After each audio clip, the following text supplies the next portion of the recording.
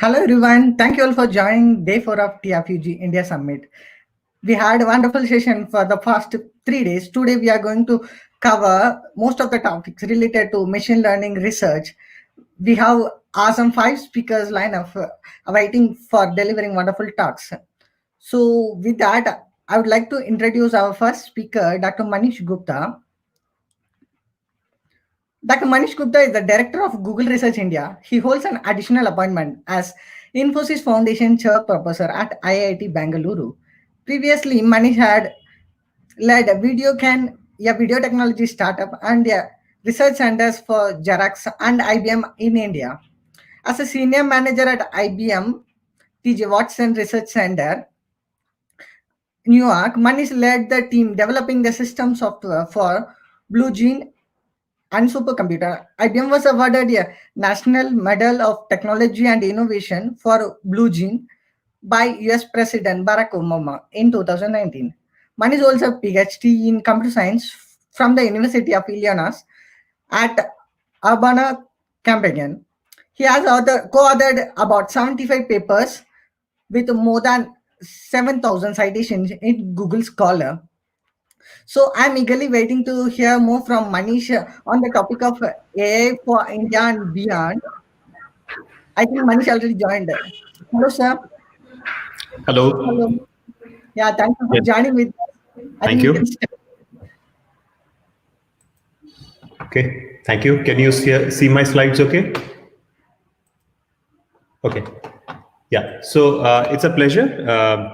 So I'll be talking about the work that we are doing at our lab, Google Research India, which is the youngest of the research lab that got established last year, pretty much a year ago.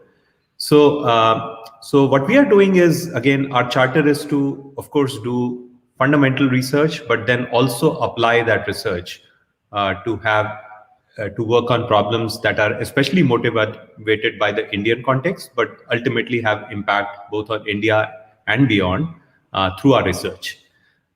So we bucket our work in these different broad categories. One is foundational research, where while on one hand, techniques for artificial intelligence, in particular deep learning, are leading to some very, very impressive results, there are still issues that many of these algorithms have. So they themselves need to be improved. So we are working on those. I'll talk about where we apply our research to new initiatives that may not be tied to any existing Google research, Google products.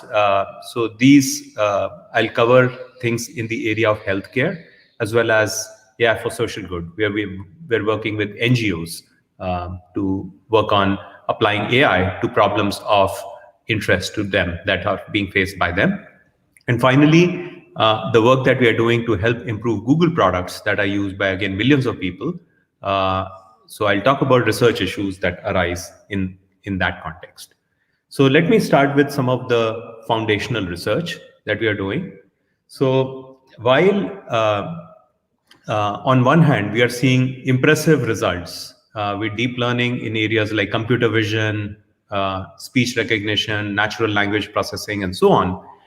There are still challenges that we still often do not fully understand how these deep learning algorithms really work and what are their limitations. In particular, there's a serious potential issue when it comes to safety and robustness, especially as you deploy these deep learning systems in sensitive areas like healthcare, where the predictions that these algorithms make, they are used to make very, very important recommendations that could affect human lives.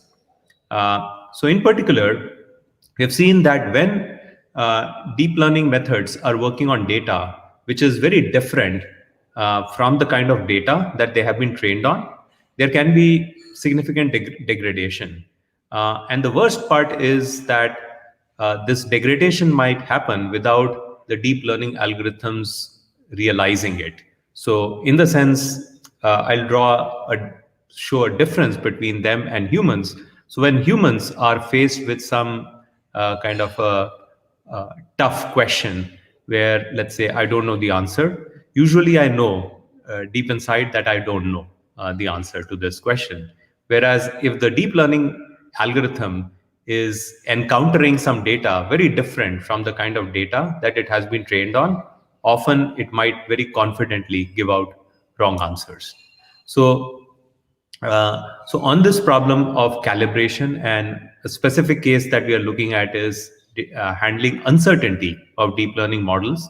We have a collaboration with Professor Sridhar Devarajan at ISC, and we have recently developed again a new algorithm for detecting this out of distribution data, where you're able to say that this data is quite different from the kind of data that this algorithm was trained on, and therefore you should not be using the output of the deep learning algorithm, and perhaps go to a human kind of a decision process. The other issue is one of explainability. So how do you not just view deep learning systems as black boxes? How are you able to explain the kind of predictions that the deep learning model is making? And also issues like fairness. So it's well known that at different stages in the machine learning pipeline, we can actually introduce biases.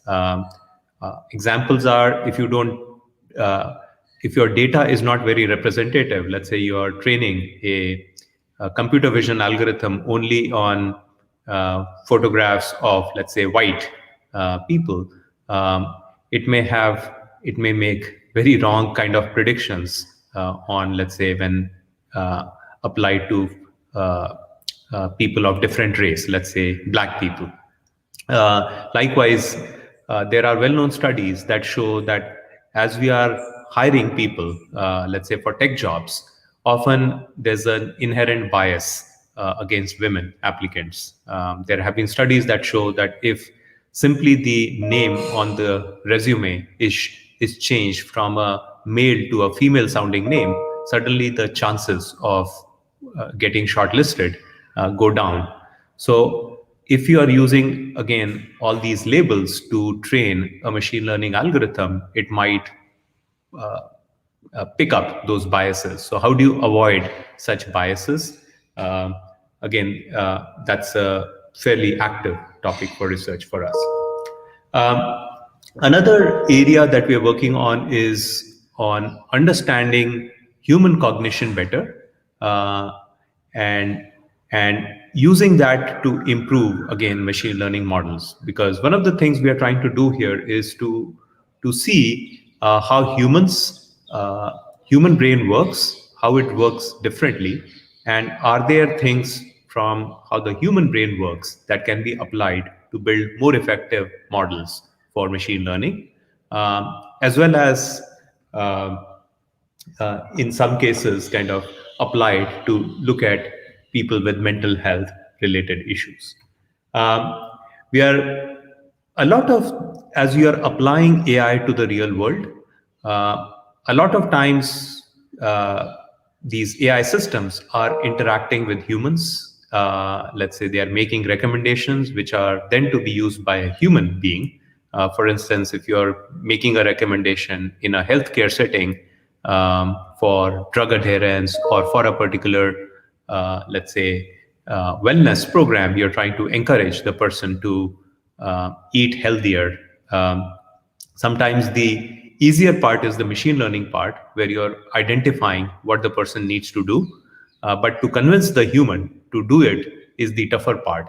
So there's a very significant need for us to understand these human-computer interactions better.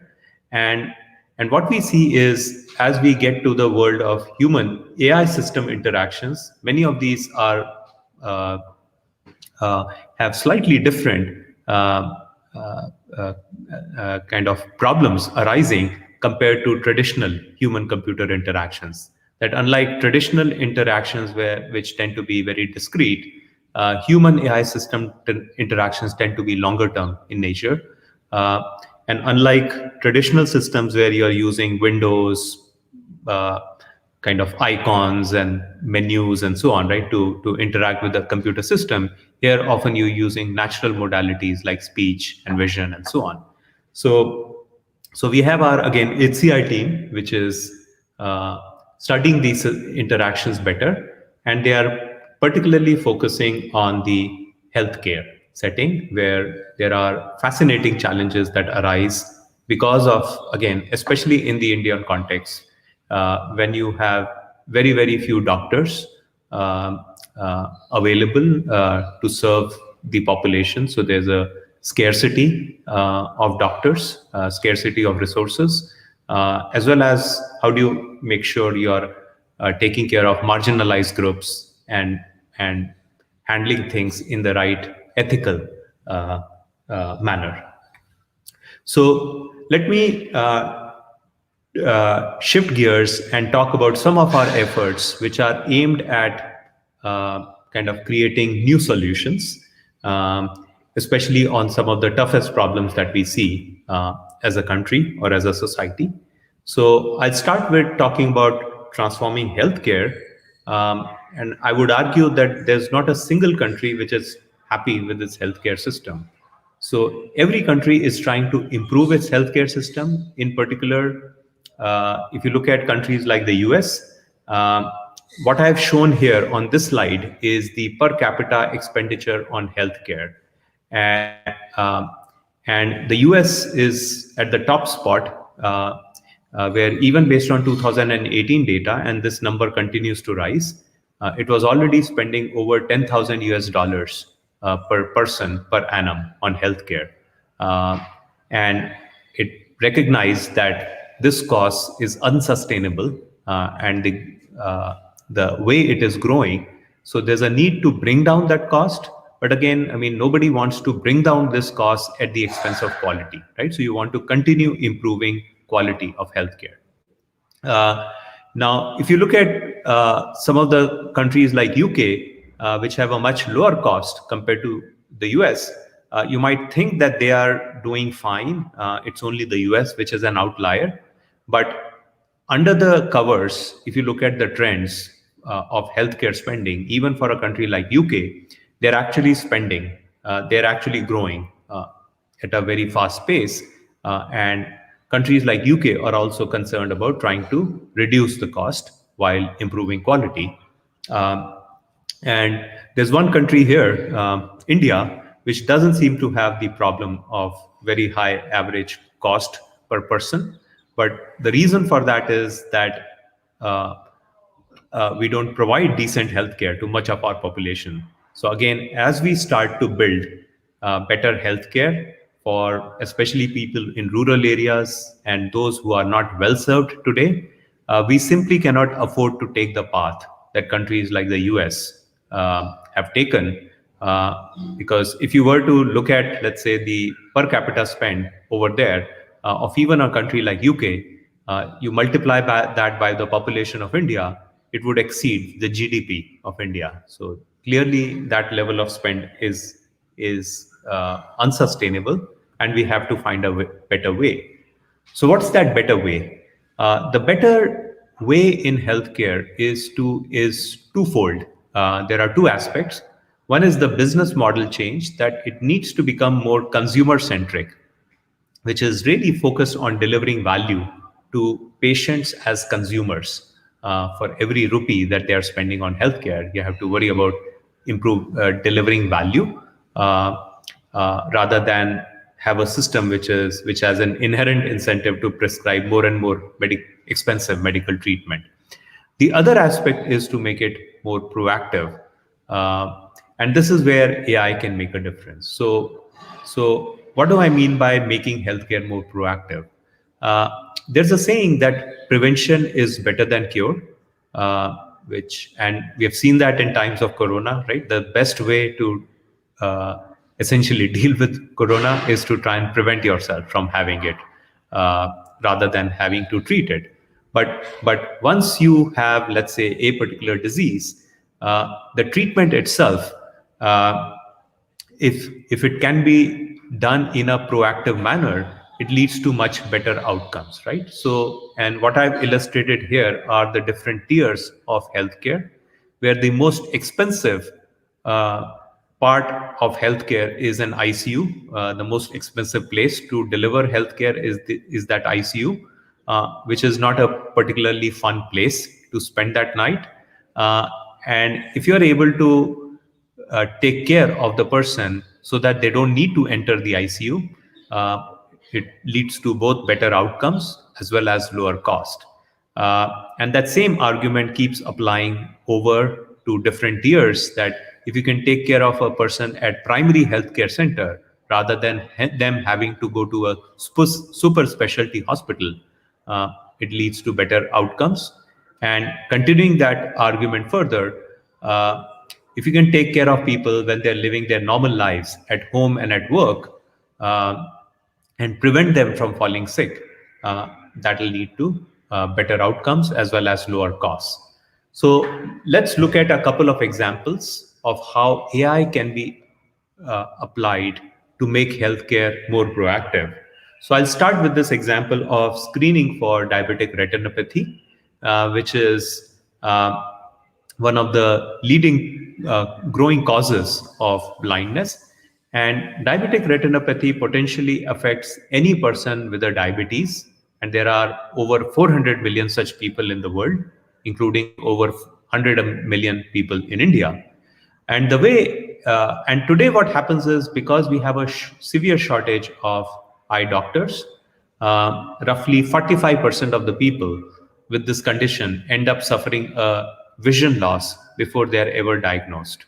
So early screening is the key to preventing blindness. And the way it is diagnosed is that you take this image of the retinal region using this retinal fundus camera, and the ophthalmologist takes pictures of hemorrhage, and then they grade it using a 5-point scale, uh, starting with no diabetic retinopathy to severe or even proliferative diabetic retinopathy. So what we did was we took many of these images where ophthalmologists, human ophthalmologists, had already uh, uh, worked on them and identified the scale of diabetic retinopathy. So we applied this deep neural network, very similar to the kind of networks that have been used to distinguish between a picture of a cat or a dog. Uh, we use that, the variant of the Inception 4 architecture, to start grading these images on this 5-point scale. And with a lot of, again, uh, work that was done to keep improving this algorithm, the team showed that they were able to obtain results comparable with a human ophthalmologist. And they published that work in the Journal of American Medical Association in 2016. And this work received a lot of praise. Earlier this year, it was rated amongst the 10 best papers of that journal in the last decade. And this is a reputed medical journal. So, and you can see that quote by one of the doctors, that this study by Gulshan and colleagues truly represents the brave new world in medicine, which is again the medical community recognizing the importance of AI. And this is a photograph of Varun Gulshan, who is one of our researchers who had started this work and who was also the lead author on this work.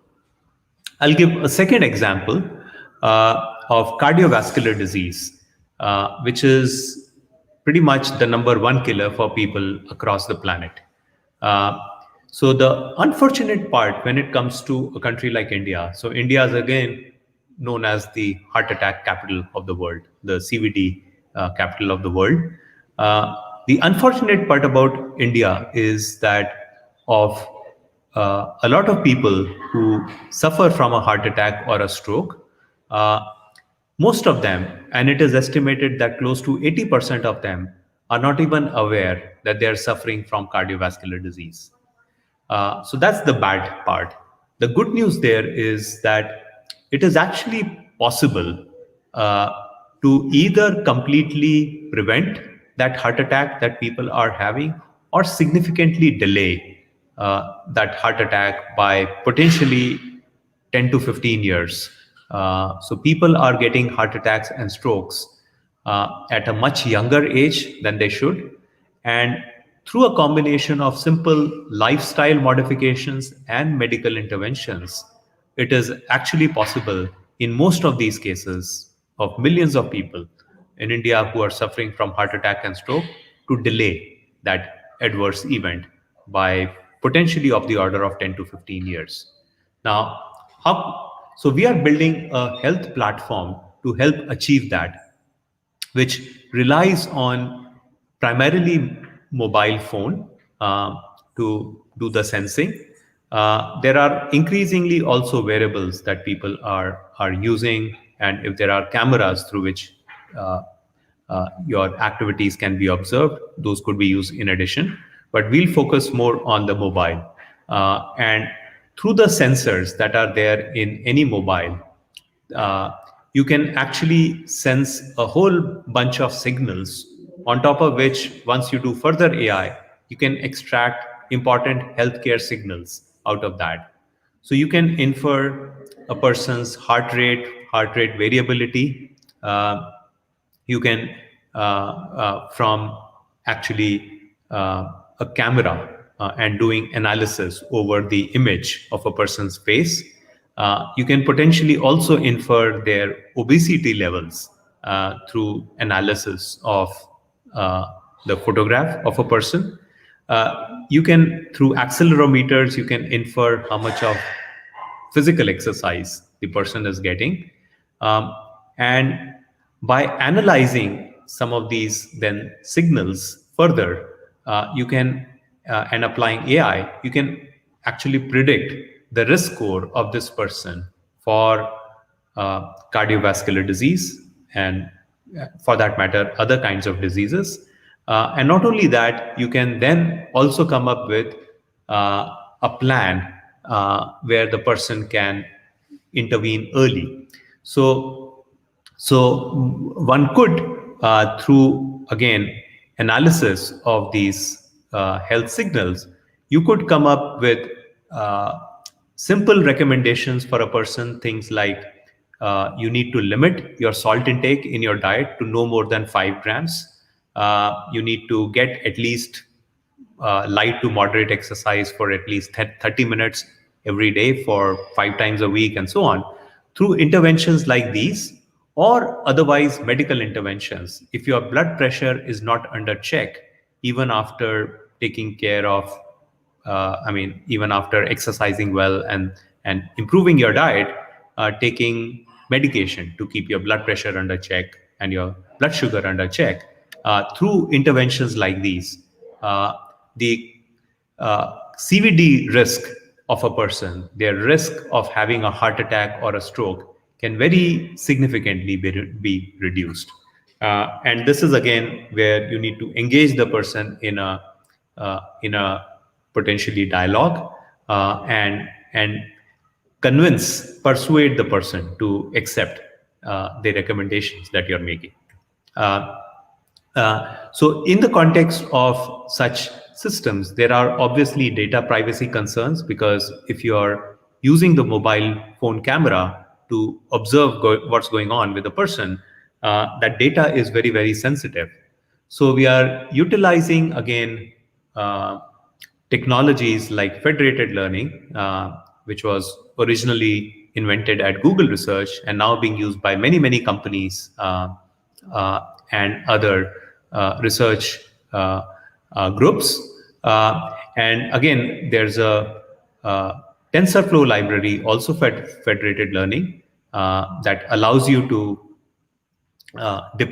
use deployed federated learning, right, in your environment.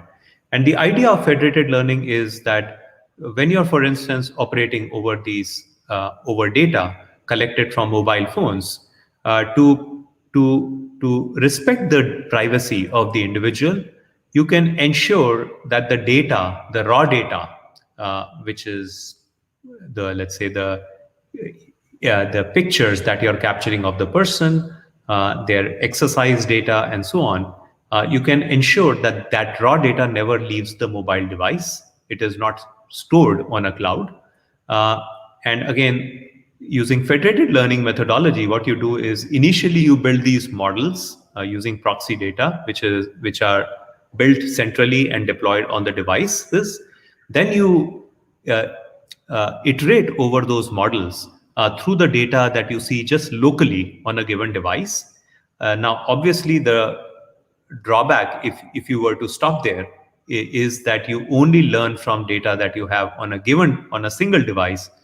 So to learn, have your machine learning model learn from the data that is being seen by millions of these devices.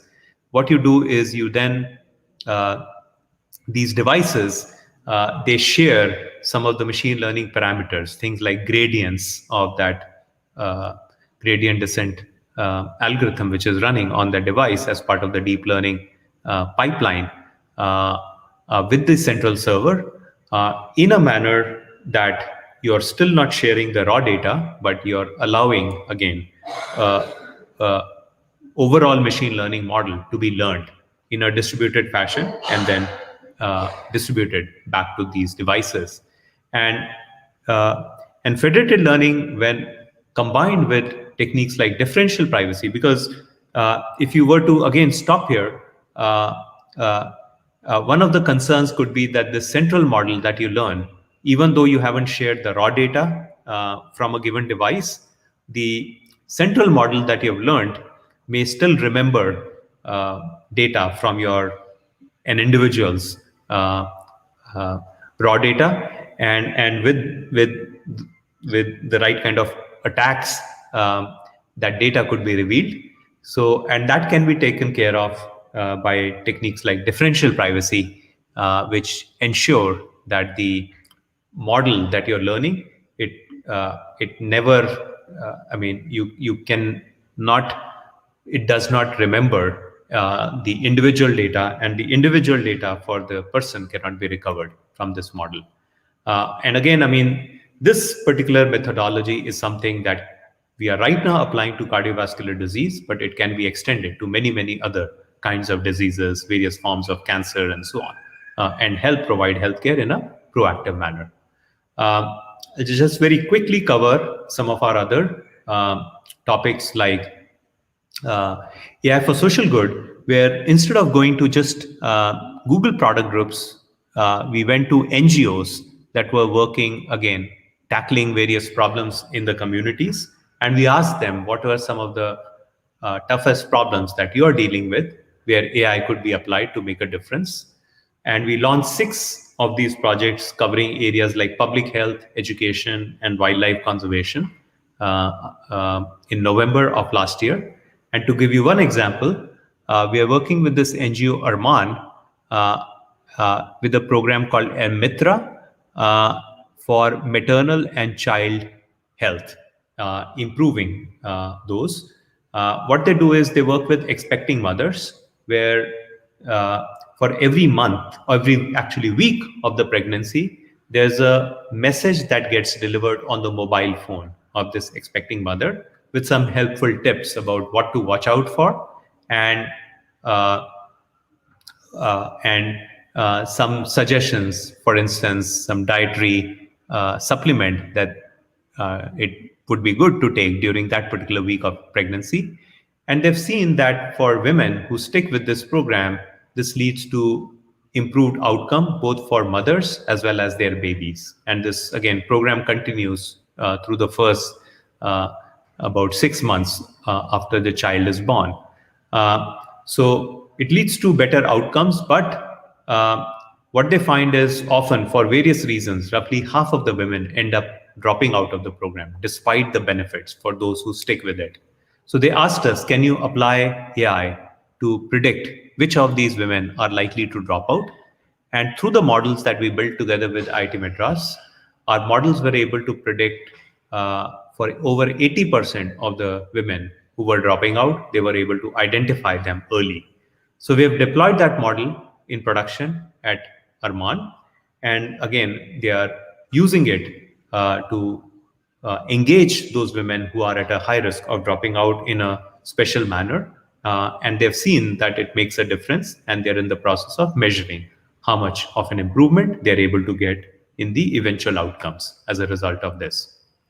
And finally, in this category of working with Google products, one product that we are working with is the Earth Engine. So we have this Earth observation science team.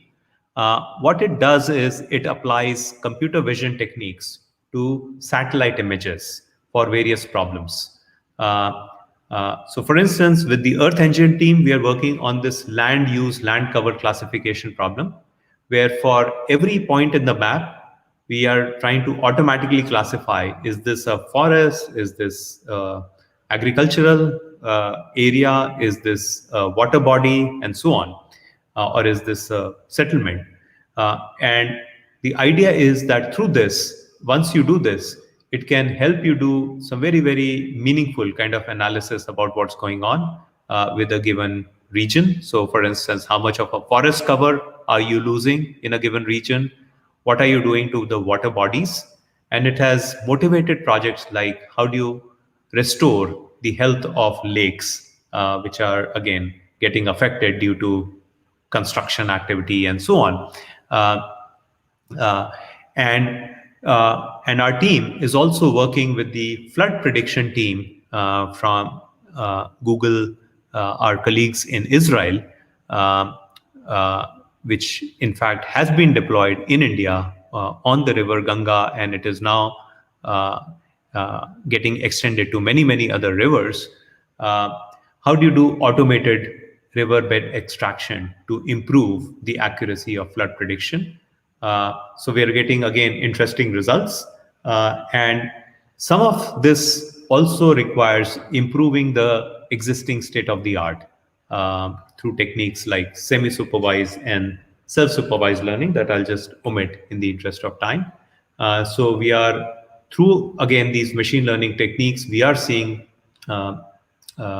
very good results on some of these riverbed mapping as well as land use, land cover classification. Another key product which is being used to democratize access to information by any Indian in many, many local languages is Google Assistant, which allows people to ask questions using voice. And today it already supports 9 Indian languages. In fact, Hindi is the second most used language for the assistant globally after English. And again, in the Indian context, there are interesting challenges that arise, things like the sheer diversity of language, accents, and dialects, so which we are beginning to address. So things like while we have built Hindi models, how do you address different variants of Hindi, like the way it is spoken in Haryana versus Bihar, as well as adjacent languages like Bhojpuri? And also, how do you handle the way people in India often ask questions? We are very used to doing code mixing up multiple languages, things like Hindi and English, so that you can't just rely on a single language model. You need multilingual models to be able to handle these, as well as a lot of time when the first time internet users query the system, they are formulating the query, they are actually engaging in a conversation. So the query might look like to the system almost like 2 different questions, and you have to recognize that it's a single question and respond to that query.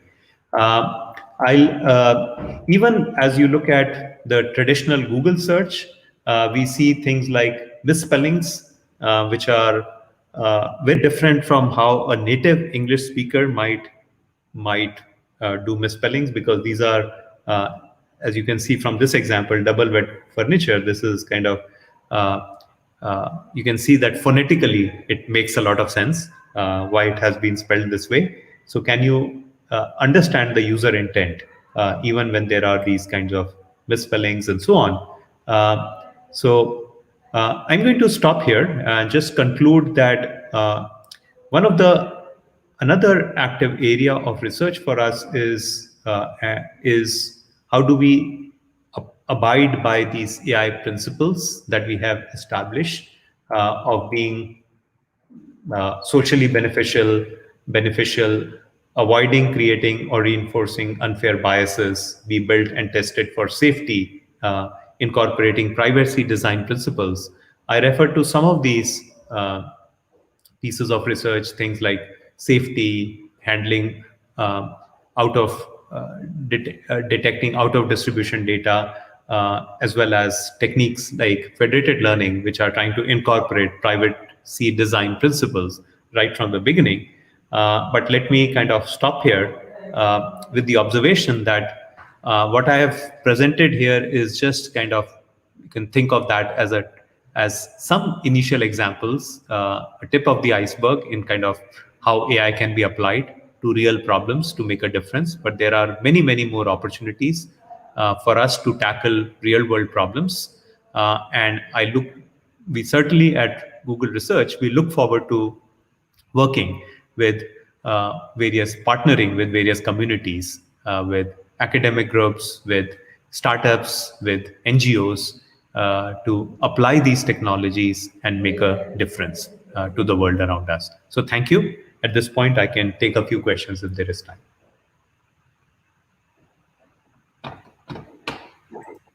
Yeah, thank you so much, sir. Wonderful, insightful session in this 30 minutes. I think we have few questions. Let me read out. So, the Sure. first question is by Srirag.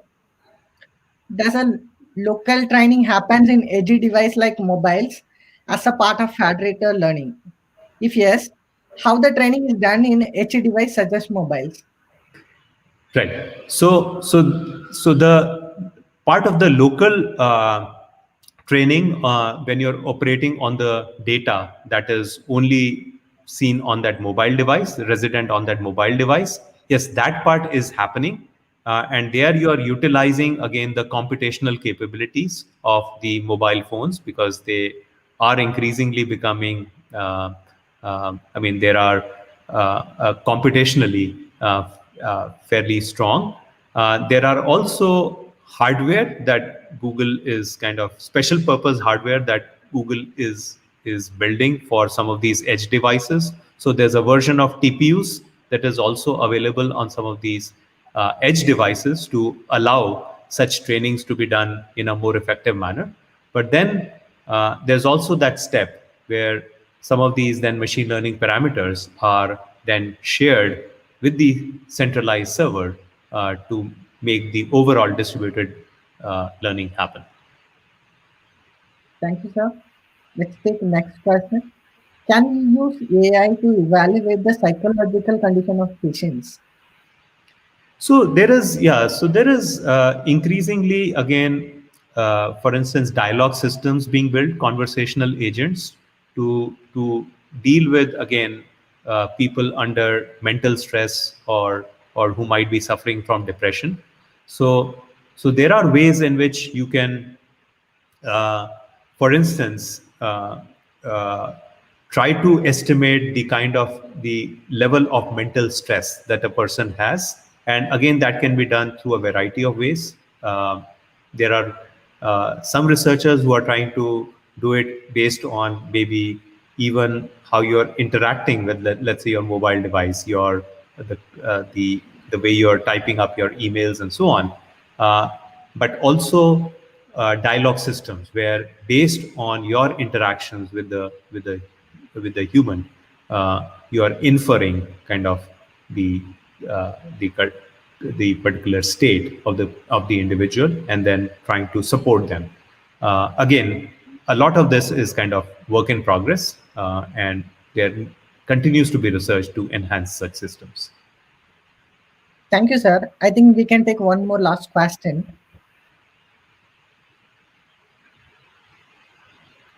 How continuous learning happens?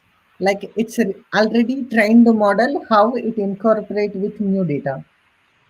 Right. So that's a good question. I mean, again, I mean, there are often systems. So, for instance, systems that actively learn right from new data, where you use the original training data to kind of build these models, but then as you keep encountering more and more data, you use that to refine your machine learning models periodically, and and this way you can continue to kind of evolve your system as you keep encountering new forms of data.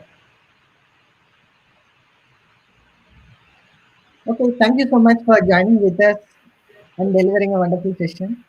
Bye. Thank you. Thank you. Bye. Yeah, thank you all. We have our next speaker joined already. I'd like to give a quick intro about Dipanjan. So Dipanjan Saka, DJ, is a data scientist lead at Applied Materials, leading advanced analytics efforts around computer vision, natural language processing, and deep learning. He's also a Google developer expert in machine learning. He has consulted and worked with several startups as well as Fortune 500 companies like Intel and open source organizations like Red Hat, IBM, etc. He preliminary works on leveraging data science, machine learning, and deep learning to build large scale intelligence systems. He holds a Master of Technology degree with a specialization in data science and software engineering.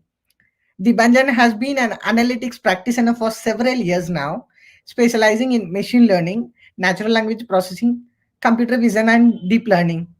Having a passion of data science and education, he also acts as a AI consultant and mentor at various organizations where he helps to build skills on areas like data science, machine learning. Dipanjan also published author and having authored several books on R, Python, machine learning, social media analytics, NLP, and deep learning. In his spare time, he loves reading, gaming. I would like to welcome Dipanjan. Hi, Dipanjan. Hey, can you guys hear me? Yes. Great. Okay, thanks. I think we can get started. Thanks for the intro, Vijay. So today's talk will be on adversarial learning. I'll be sharing my screen now. So the idea here is to understand how do we build robust vision models in the context of image classification. The whole idea about adversarial learning is to build a robust model which can prevent adversarial attacks where the user intentionally tries to make the model fail in terms of making predictions. The slide deck and the code will be shared so that you folks can access the deck as well as the notebook at the end of the session also. I'll just flash this briefly, but I'll share this also later on in the chat. So high level, this is the overall agenda in terms of the key topics we'll be covering. We'll start with the CNN brief. We'll go about talking briefly about transfer learning, since we will be using a pre-trained model for image classification in the hands-on tutorial. We'll talk briefly about adversarial attacks, and we'll talk about the special black box attack which we'll be performing in the hands-on session. And finally, we'll wrap up with a brief about neural structured learning and how you can leverage this new methodology to perform adversarial learning. And of course, we will have a hands-on tutorial. So I'll try to keep the presentation short so we can spend more time on the code. So I think I've already been introduced with a rather long intro, so I'll keep this short. I'm a data science lead. I focus on various aspects of machine learning, deep learning, vision, NLP. I'm also a Google developer expert in machine learning, and definitely glad to be here in the TFUG India Summit. So a brief about convolution neural networks. As you know, CNN is basically a stacked hierarchical structure of a neural network where you have typically several convolution and pooling layers. The whole perspective here is that you will have several convolution layers where each layer typically consists of several filters or kernels, where each filter typically tries to extract specific types of features from the input images. And these filters are passed over the entire image in patches like 2x2, 3x3, and so on, and it computes a dot product. And the result is summed up into one number per conv operation, and you end up with a feature map after it passes through the activation layer. And the pooling layer basically is useful for downsampling, where it downsamples the activated feature maps, which comes out from the convolution layers. And typically, max pooling is used, as most of you may have used in any CNN model when you have built it, which selects the max pixel, again, out of a patch of pixels. Max pooling could be like, let's say, 2x2 patch, 3x3, and so on. And it will typically select the maximum value from each of those patches.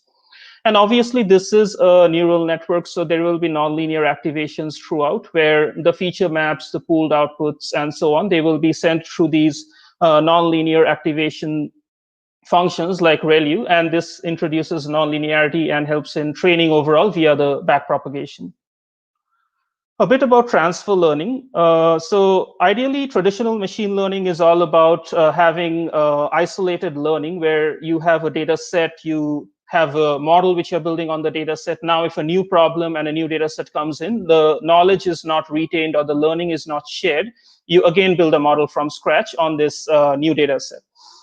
Now, for transfer learning, what happens is typically when you build a model on a data set, you can leverage some of the knowledge from that pre-trained model in the context of solving a new problem with a new data set. And usually what happens is, if your older pre-trained model is built on a large data set, even if you have less data, your new model, which you would build by leveraging the knowledge from the pre-trained model in the terms of the layer weights and so on, that model would typically perform better than, like, let's say, training a model from scratch on that less amount of data.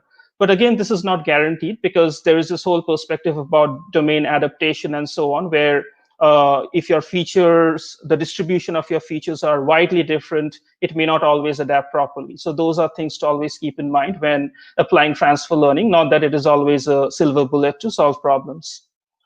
And the power of transfer learning, like I said, is you leverage a pre-trained deep learning model. Like in the context of computer vision, you know that there is the ImageNet data set, where you have millions of images and a total of around 1,000 classes.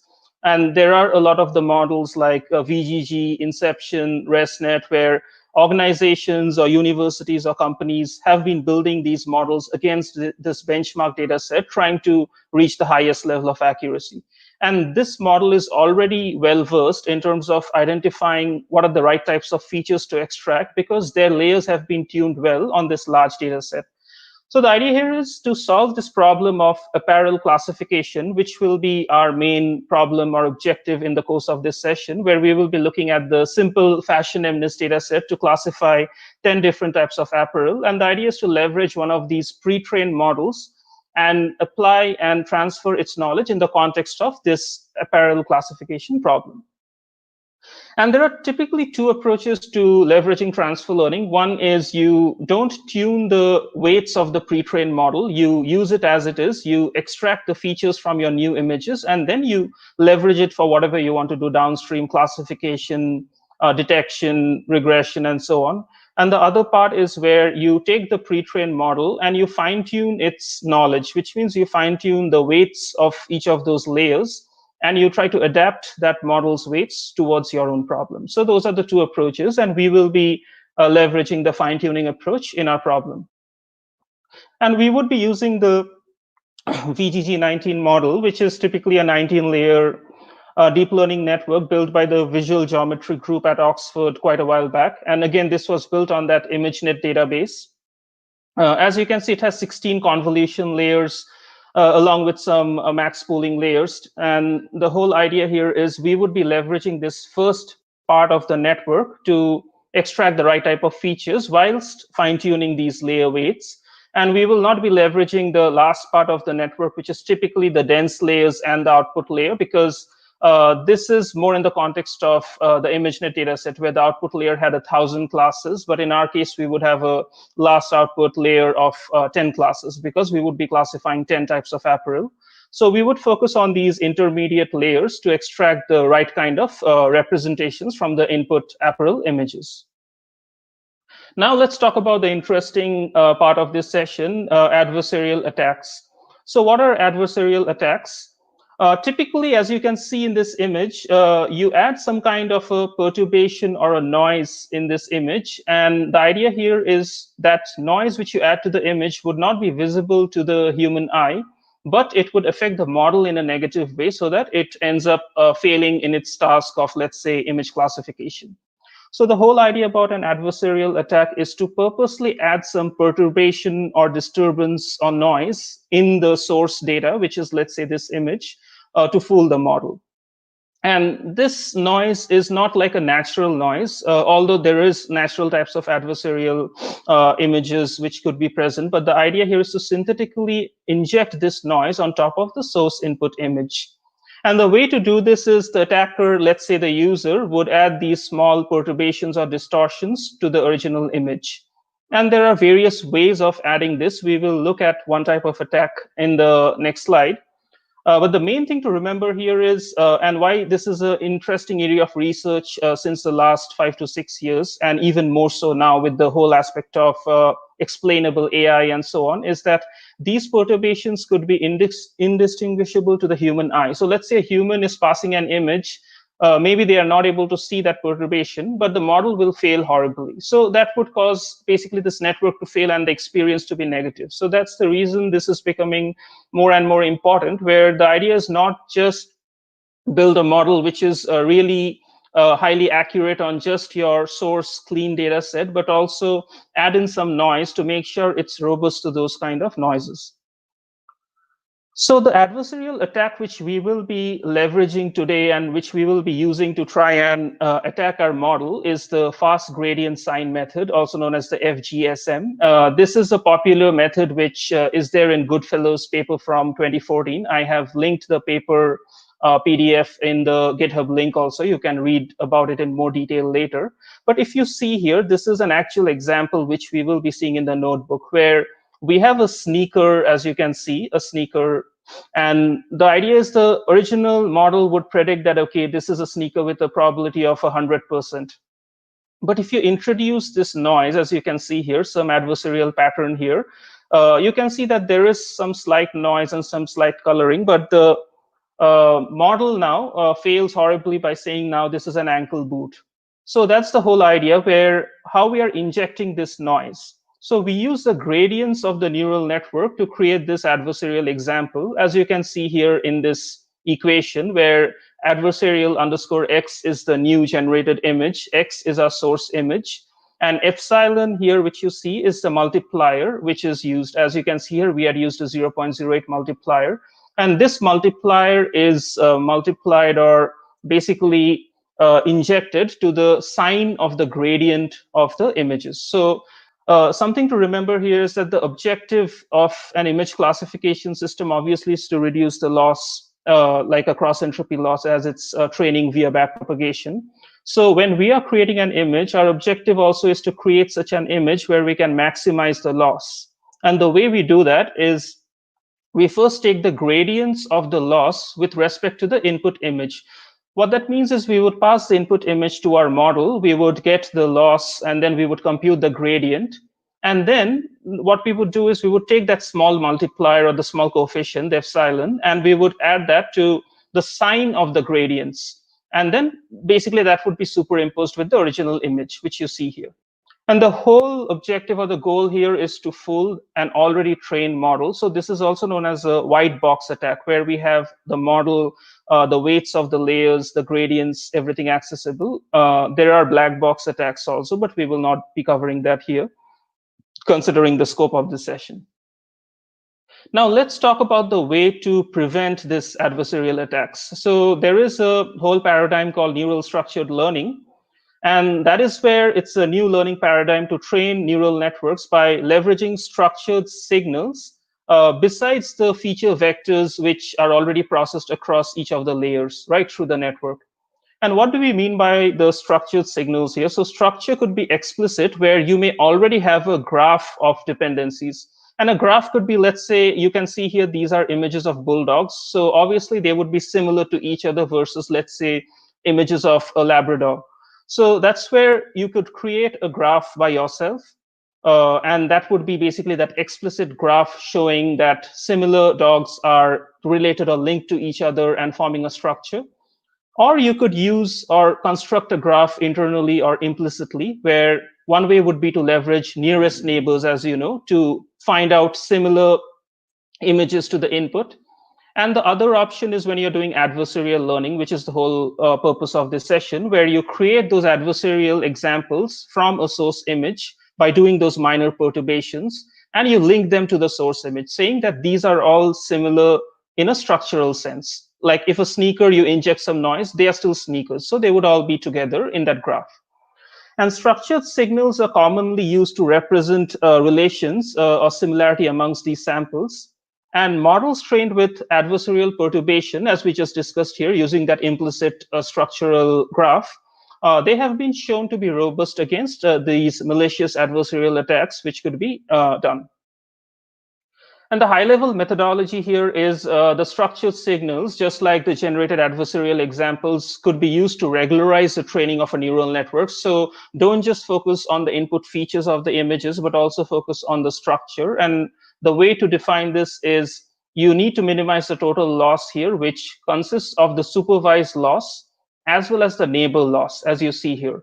So the supervised loss is basically the regular cross entropy loss, if you think about it, cross entropy or sparse categorical cross entropy. And you minimize this supervised loss for getting accurate predictions. This is already known to us. We already do this as a part of the regular neural network training.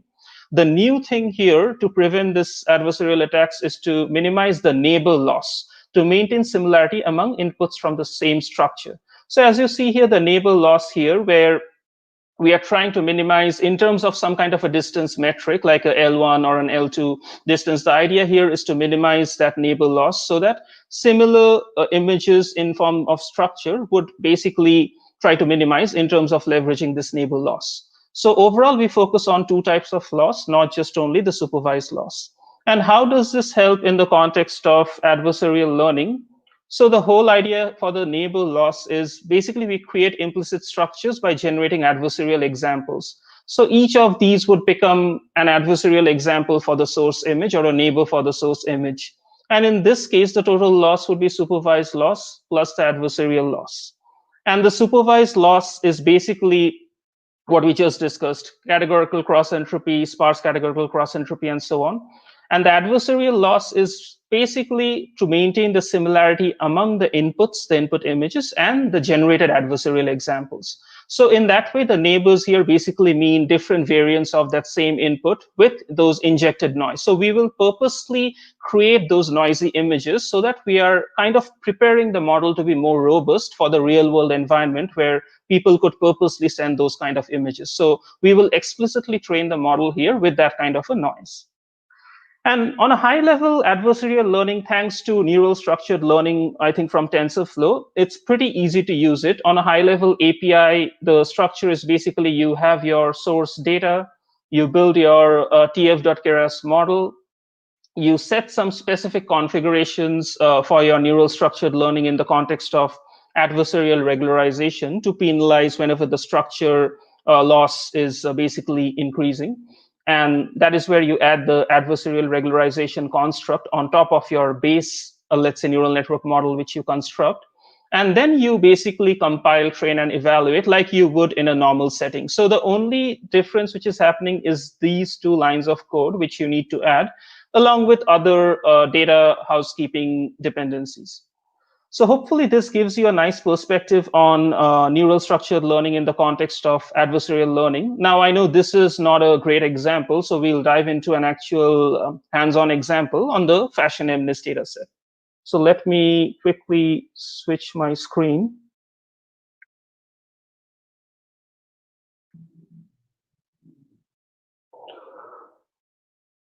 So I hope the code is visible here.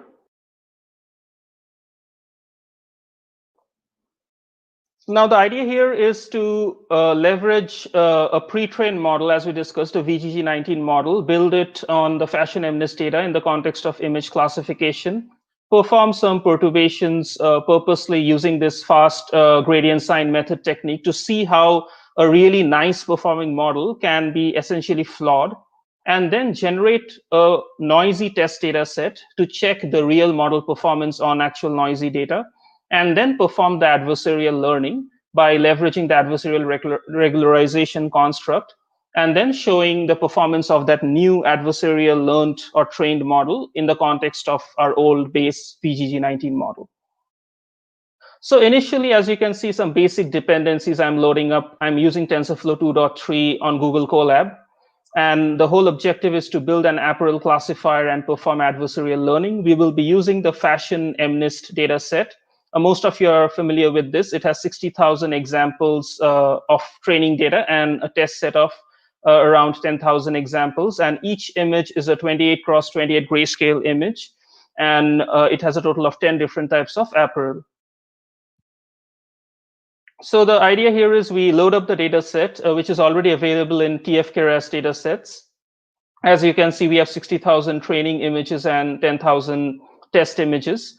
So now we will be leveraging a VGG19 model to build a classification model on top of this data.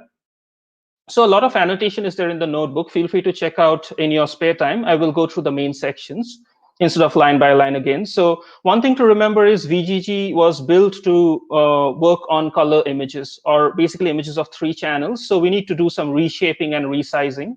So one thing I do is convert the grayscale into a 3-channel image, as you can see here, instead of a 1-channel image, which it was by default. And I use NumPy stack for it to basically convert it or reshape it from 1D to 3D. And once I do that, I need to resize it, because the minimum image size which the VGG model can work on is 32 cross 32. But if you remember, our source data size is 28 cross 28 images, right, dimensions. So that is where I use a OpenCV resize function here, and then end up resizing the image. Standard image processing operations. And this is how a sample data looks like. We have ankle boot, t-shirts, sandals, basically 10 different types of apparel. These are some sample images. Now we build our CNN model architecture. So basically we build that cut VGG19 model where we remove the last 3 layers of the model. So that's where we set the input shape to be 32 cross 32 cross 3. We load the pre-trained VGG19 model from TFKRS. The weights are already downloaded when we call this API. And those are the ImageNet weights, as we discussed earlier, where it was trained on the ImageNet dataset. So this is my base VGG19 model, as you can see, with all the conv and the pooling layers. Now what I do is I set the trainable to true for these layers, because I said I would be doing fine tuning right on those layers. So I set all those layer trainable attribute to true, meaning that when I train via backpropagation, you are allowed to update the weights of those layers. And now I build my own CNN model on top of the VGG19 to tune it to my data set of those 10 classes. So I use the sequential API here. I add those base VGG layers, as we discussed, those 16 VGG layers. We flatten the last layer's output, and then we add some basic dense layers with some dropout, the last output layer with 10 neurons or units to make those classifications with a softmax activation. We use an Adam optimizer with a lower learning rate, since we don't want to mess up the weights of the already pre-trained layers when we tune it to our new data. And then we train the CNN model with 100 epochs, but we use an early stopping, obviously, because as soon as the validation loss doesn't increase over the course of 2 epochs, which we are monitoring, we will stop the training, basically. And then we train our model, as you can see, and it stops around the 12th epoch, because the validation loss starts increasing, as you can see here. So the training stops immediately, and then we plot the learning curves. These are standard operations, which you can get from the history object, and you can see here that maybe it's slightly overfitting, but considering the relative axis here, it's still a pretty decent performance between the training and the validation. And then we check the performance on the test data by getting the class probabilities, the argmax to get the class label indices, and then leveraging the standard precision recall F1 score, accuracy metrics, and the confusion matrix. And you see that we get a nice score, 92% overall accuracy F1 score, pretty decent performance if you look around, an all-around nice performance for the classes. Of course, some misclassifications between shirt and t-shirt, which is expected given that they are very similar. But again, the idea here is to showcase the overall performance, which is pretty good leveraging that pre-trained model. So now let's talk about these adversarial attacks. As we discussed, take that image, pass it through the model, take the gradient of that image from the loss, add some perturbation, and then add it back to the original image and see how it performs. So that is exactly what we will be doing here. And there are some functions I've created. So one is a standard get model prediction, where if you pass an input image, it will basically tell you what is the top predicted class and the class probability. So I'm getting that from model.predict, but I've just created a utility function for doing that. The generate adversarial pattern function helps us in doing what I just said for the FGSM method, where you get the gradients and the sign of the gradients when you pass the input image to your deep learning model, in this case, that already trained VGG model. And the perform adversarial attack is where we will be performing that attack, where we take that input image, we pass it through this function, we get the gradient of the input image, we get the sign of the gradients, we add the epsilon to that sign of the gradients, we add it back to the original image, and then we pass it through the model and see the prediction. So if you see here, generate adversarial pattern, you are having your gradient tape here, and basically I'm checking out the input image here, making the prediction, computing the loss. And once I compute the loss, what I'm doing is I'm computing the gradient based on that loss of that input image. And then I'm computing the sign of the gradients, and I'm returning that, as I discussed. And when I perform the adversarial attack, what I'm doing is I'm taking the input image, I'm computing the probability, and basically I'm performing a prediction before I perform the attack to see what is the model predicting on the original image. I'm computing the sign of the gradient of that image using this function. And then I'm adding an epsilon to that, as I discussed, right? I'm adding an epsilon to the sign of the gradients. This is basically this part of the code. And then I'm adding it back to the original image. And this forms my perturbed image, basically, that noisy image. And then again, I pass this noisy image to that same model to see what is the performance. So this is before the adversarial attack, and this is after the adversarial attack. And then I'm visualizing it, basically. And the loss, obviously, the loss function we are using is sparse categorical cross entropy here, which we used earlier also to train. Now, if you see when I'm using this function on different images here, before it was predicting it's a quote with a probability of 98%, and it was actually a quote. As soon as I add this adversarial pattern to it, you can see there is a negligible change, just some color has changed, but the structure remains the same. But now it changes to a pullover. So the model basically ends up making a wrong prediction. Similarly, this was a sneaker. I add some adversarial pattern to it. It becomes an ankle boot with a high probability. A dress becomes a shirt. So this is even worse, as you can see. So this clearly is a dress, but it becomes a shirt, right? So you can see how dangerous these attacks could be. Again, a pullover becomes a shirt with a minor change, you can see, by adding these perturbations. And as you can see here, a bag, when I add this perturbation, just some color overall changes here, but you can see that now it's predicting it as a shirt, although with a low confidence, but you get the point. Like a 91 or 92% accurate model is completely misclassifying these simple examples with the addition of that adversarial pattern. Again, this is not a random pattern. We add it in such a way so that visually it looks still similar, but the loss, when you basically try to minimize that, it's still good. And overall, the model thinks that it's performing pretty well, right? Because the changes to the image from that perspective, the perspective of the gradients, the perspective of changing the pixel values is still minimal for the image. And that's why the model is minimal for the model, sorry. And that's why you see here a sandal with 100% probability changes to an ankle boot with a 72% probability. So pretty bad. Now, what we do is we leverage those same functions and we create a perturbed test data set. So remember, we had an organic test data set of 10,000 images. Now we will create this function where we take each of those images, generate an adversarial pattern for each of those 10,000 images, superimpose it on the original image, and we will create 10,000 instances of those perturbed or noisy images.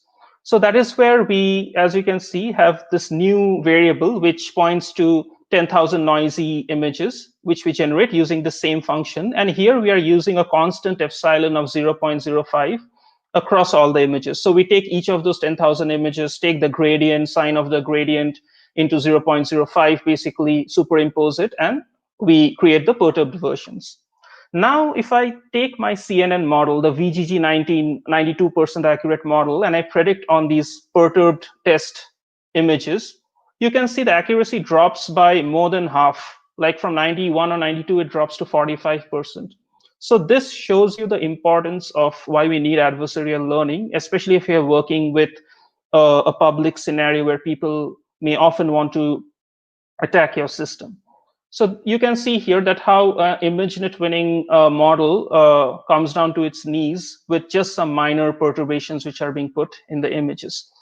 So enough about talking about the importance of these attacks. Now, how do we do this adversarial learning? That's where we leverage neural structured learning. I'll go through this quickly in the interest of time, but the whole premise here is we install the neural structured learning framework thanks to TensorFlow. We import it, and then we set up the config. So what are these configs? ADV underscore multiplier is the weight of the adversarial loss in the training objective. If you remember, we talked about it. The total loss would be the supervised loss plus the adversarial loss. So giving the amount of importance to adversarial loss is presented in this ADV multiplier. And ADV step size is the amount of perturbation weight, or kind of like the learning rate, which you want to introduce when you are generating those new samples. And if you want to find out how a neighbor is created of the original image, remember that structured learning we talked about. So how is that graph constructed? So a neighbor of the original image is created by taking the input image, the input features, and basically adding it with the gradient which you're multiplying the ADV step size with. So this is basically added to your input data, and you get that noisy image. And then you have some other basic configs like the grad norm, which I'm setting to L2 regularization, and I set up the adversarial config object. And now I need to fine tune my VGG model in the context of applying that adversarial learning. So again, this code is exactly the same. We build our base model from the VGG19 model along with those two dense layers and the final output layer. So same VGG19 model from before, we construct that architecture, and then we wrap it in this construct. So that's the only change you need to do. You need to call NSL Keras adversarial regularization, pass in your base model architecture, which is basically a VGG19 model. Mention the label keys in terms of what is the key value for your labels in the form of the dictionary, which you will pass later, and pass in your adversarial config. And then you use the same thing as before: sparse categorical cross entropy, Adam optimizer, and checking the accuracy metrics. And then the only thing you need to do is format the training validation data into TF data sets. For some reason, the NumPy arrays were not working directly in the context of this model from what I saw. So from what I read online, you would typically need to construct a tf.data.data set on this. And it's pretty easy to do. As you can see here, I am explicitly creating some training and validation data sets. And I'm then passing it to TF data set from tensor slices. And I'm creating that, okay, you should pass it in batches of 128 or 256, which is my batch size here. Why did I choose this batch size? It takes some time to train this model, so I just wanted to train it fast. But you can play around with that again. And then we train the model basically in a similar way. As you can see here, it has loss, it has the sparse categorical cross entropy loss, and also it has the accuracy and the adversarial loss. So remember, basically, combination of these two losses, if you sum this up, it will give you this number, which we just discussed in the slides earlier, as well as that equation. And then you can see the learning curve. So the performance slightly drops by around 1% is what I've seen. And now I perform an adversarial model's prediction performance. I test it on the organic test data set, which means the original 10,000 samples without any perturbations. And you can see that the performance drops by around 1%, but overall still a pretty good all-round performance comparable to what we obtained on our base VGG model, right? On our base VGG model, which we trained earlier. Now let's check the base model performance on the perturbed dataset again, just to recap. So this was our base VGG19 model without any adversarial learning. When I test it on those noisy images, I get a 45% performance, if you remember. So now what would be the adversarial performance on that noisy data set, the new model which we trained with adversarial regularization. So if you see here, I get a 83% improve, 83% accuracy F1 score, which is like almost close to 35 to 38% spike if you think from 45%, right? So overall, close to almost 40% improvement in the overall accuracy of the system by doing just a simple adversarial learning in terms of employing those structured inputs. So this shows you how you can employ adversarial learning just by leveraging some simple constructs, 2 or 3 lines of code, formatting your data in the right way, and having a robust image classifier, which was the whole context of this session. And you can compare model performances on the sample perturb test examples if you want. I've taken a few examples here, and you can see that the true label is quote, and the base VGG model says pullover, but the adversarial regularized model, the new model, still predicts it as quote. Similarly, you can see other examples here where every time the base VGG model fails, but our adversarial regularized model typically predicts most of the times what was the true class. And you can see that these images structurally look correct. I mean, there is no major perturbations which are completely changing the structure. I mean, this is indeed a sneaker. This is indeed a sandal.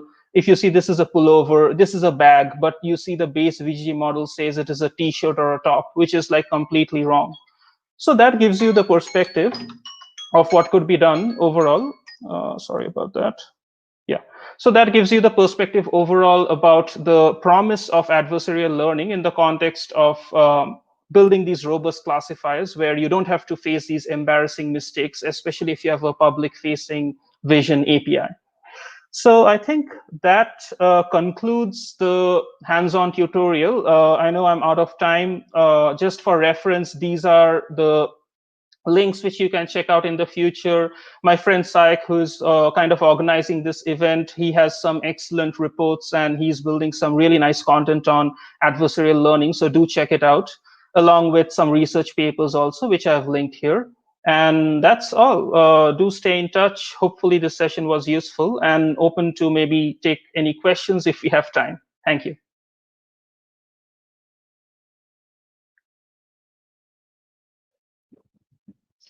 Thank you so much, Dipanjan, for that amazing session. We can take few questions. So the first question is from Sahil, and the question says, can we use adversarial regularization even without introducing perturbations ourselves? So ultimately, for adversarial regularization, you need to have some level of understanding of what could be the noise, right? So unless you have a clean data set and you are just training based on a clean data set, you will never be able to correct that method. And there are a wide variety of attacks, and correspondingly, there are a wide variety of techniques to tackle those white box and black box attacks. So typically, there needs to be some kind of signals which need to be passed to the model so that it could handle that kind of noise. So ideally, with any kind of clean data set, that wouldn't be possible. Thank you so much. Another question from Brishit. For a sufficiently large data set, I guess we would have some low density region images. Would it impact defending a true test example? Yes, definitely it would impact defending a true example, because that's the whole purpose of it, right? That when the model is learning from all these images and you have a lot of images with different types of variations, like if you see in this data set, the trousers are pretty robust because they are structurally very different from the other images. So wherever the variations are kind of similar, but the classes are different, that is where the activations will also be similar, but the classes will be very different. So it would be very easy to fool the classifier in the context of those type of images. So yeah. Thank you so much. Thank you so much for the amazing session. I really liked it personally as well. And yeah, see you soon. Yeah, thanks the a lot, link everyone. of Dipanjan's the link of Dipanjan's talk and GitHub will be posted in the comments. So do check it out. Okay. Thank you so much. Okay, so now I guess all are bumped up, and so let's head towards our next session. So our next session will be conducted by Sarmishka, and she was here yesterday as well. So let me introduce her very quickly and give a brief about her talk. So Samishra is currently working as a senior manager of data sciences at Publicis Sapient. She is responsible for driving digital transformations of clients using AI/ML across a range of industries, including travel and hospitality, supply chain, IoT, media, among others. She is a professional cloud architect and also a GDE in machine learning. She will talk about privacy in machine learning. So let me not waste any time and invite her on the stage. Hi, everyone. Hello, Samishra. Hello. Hello. I hope you're doing good. Yeah. Yes, we can hear you. Yeah, let's start. So let's have a good session on privacy in machine learning. And as you know, that privacy is a vast topic. So I will give you a short snippet of course at wherever places possible, and we'll run to the demo at the end. Even if we can't complete the demo, we'll get the links and get in touch with me if you are really interested in running those demos end to end. Okay, so let's start. So what are the key takeaways of today's session?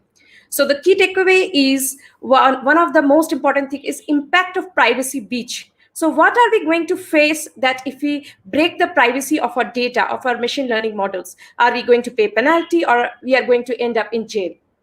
So then we'll go into and touch base into different attack types. Again, having said that the session time is very limited, I'll briefly go through the attack types. And then I will walk you through the different packages which are available: TensorFlow Encrypted, PySwift, and differential privacy. And I have 3 demos listed here, and I'll try to go through the main snippets of codes which makes the demo interesting. And rest, if there is time, I'll try to cover, else get in touch with me. So our company is data safe. You can see that everybody, Facebook, Equifax, British Airways, Travel and Hospitality, Yahoo, everybody has paid fines, vast amount of fines ranging from millions to billion, because they have breached the privacy, because it's not their intentional act, but their systems have been compromised. And as CNBC says that it's because by the violation, when Facebook had to pay so much fine, it has sent a strong message to every company in America that collects consumer data. So we need to be very careful about preserving customers' data. And you can see what are the attacks that have happened. So there have been primarily linking attacks where medical insurance companies' user information has been linked with other data. So this insurance company attack has been there. Medical data and voter data has been combined. Some time back, AOL has leaked the search logs of people, and the search logs were combined with some other information from other domain, and the attackers could get actual information of the public. And also, this is a very famous Strata's fitness tracker, which revealed the heat map of the military bases. So all kinds of attacks are very detrimental to customers' data. Same kind of attacks, linking attacks, machine learning attacks, and syntactic attacks, that the Trojan horses have been long there since 1990s. And you can see the taxi luminaires. This is also a famous attack where celebrities' personal information have been leaked, and they could get wherever the celebrity is moving. Similar attack we also see with Netflix and IMDb ratings. So these IMDb ratings have been combined, and attackers have been able to get all information about the customer. So, and where are these attacks happening? It can be in the cloud, through model APIs, where the attackers will attack with APIs. There are inference attack, membership inference attacks, and model inversion or reconstructed attacks. So you see here, there will be white black box attacks where the attacker has no detail of the ML model. He will attack it. The featured actors get extracted, and then the white box attacks followed by a white box attack. These reconstruction attacks get the actual data, the training data. Okay, now let's see what are the other attacks. So standalone versus federated. Standalone is simple. Just take 2 data set D and change it. It gets changed to D delta. Okay, and then the model also gets changed because of from F to F delta. And the attacker tries to learn from these 2 different models and 2 different data sets. The inference attacks, the distributed, like the federated attacks, the attacker comes. He may pose like a central server, or he may be one of the adversaries, and he will try to send false information. Either he will send adversarial updates to the model, or he will be like a passive attacker. He will learn the different models that are getting changing over time. So he will, by this, either actively or passively, he will try to get information about the training data set. And when he does active attacks, he will try to ascend the gradient descent. So gradient descent, we try to converge the model by descending it. He will do the opposite so that he gets information about the machine learning model. Now, why do we need to know about the attacks and how do we prevent it? Because there is GDPR, there is so much, every country and continent you can see here. They have been very active. Everybody has come and ensured that their citizens' data is protected. And that's why, in order to ensure public data safety, we need to incorporate privacy, not only in big data, but also in machine learning. And Sundar Pichai, as he says, that privacy should not be a luxury good. So we are offering services to customers. That doesn't mean that it's a luxury. People have to buy from us. We have to help their things to get secured, protect their information. Okay. And having said that, let's look at how privacy has evolved over time. So there are different types of user identifiers, like name, address, different types of identifiers. You can see the zip code, the address details, some preferences, and census data. And all this at different levels of identifiers, people have started with K anonymity, L diversity, and T closeness. Having interest of time, you can go through this, but this is where anonymization of data has started. And now we dig into TensorFlow packages, which will give us the different ways we can protect the adversarial attacks. As the previous session has already covered neural structured learning, I won't go into the details. I hope you can access that previous talks. And I will just show you there is a code in the GitHub which works on multi-class classification of sensitive user data of a credit user data. And you see the accuracy has increased to 79.3% with neural structured learning as compared to normal training with deep learning model. And since adversarial perturbations we talk about, we can inject perturbation at the beginning or after training the model. And this is where, after training the model, you will see that I'll also explain about Bolton DP. So this is how it does. So Dipanjan has expressed all these things. I don't go into the details. You see there's a sparse categorical entropy and use the adversarial regularization, adversarial neighbor configuration, and how you train such a model. And there's a code in the GitHub. Now let's look at encryption. How do we ensure encryption or privacy when we are doing federated modeling? So your data set has to be encrypted, the training, prediction, everything has to be encrypted. And you are well aware that how federated learning works, as Manish was explaining. So I don't go into details of federated learning, but rather look at that these are the data owners.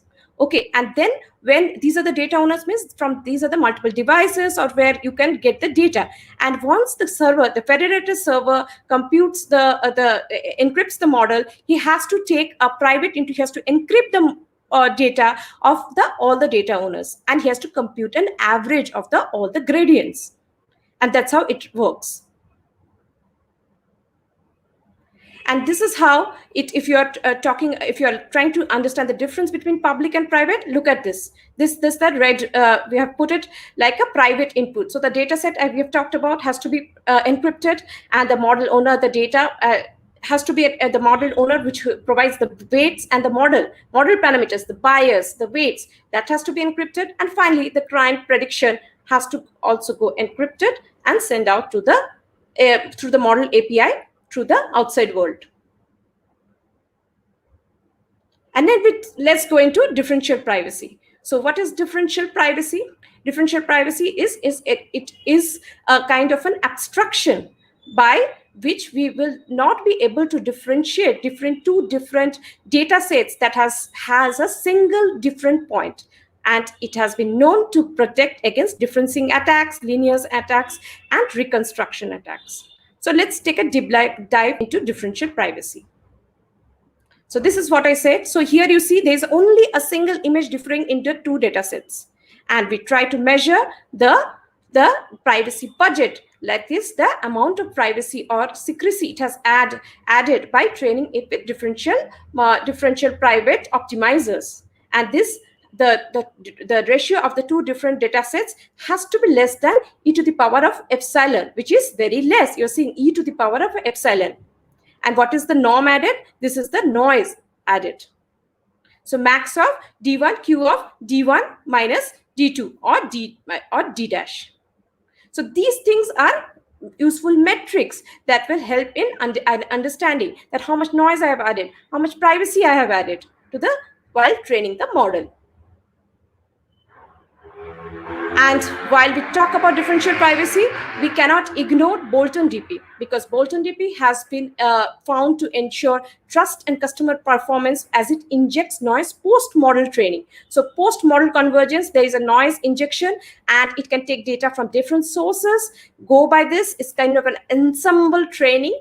And as it adds noise post-model training, it is known to preserve relations at the input training data, different relations between different features, and it increases customers' trust because there is more randomization, more data aggregation from different sources. So customers' trust has been found to increase by this ensemble model training.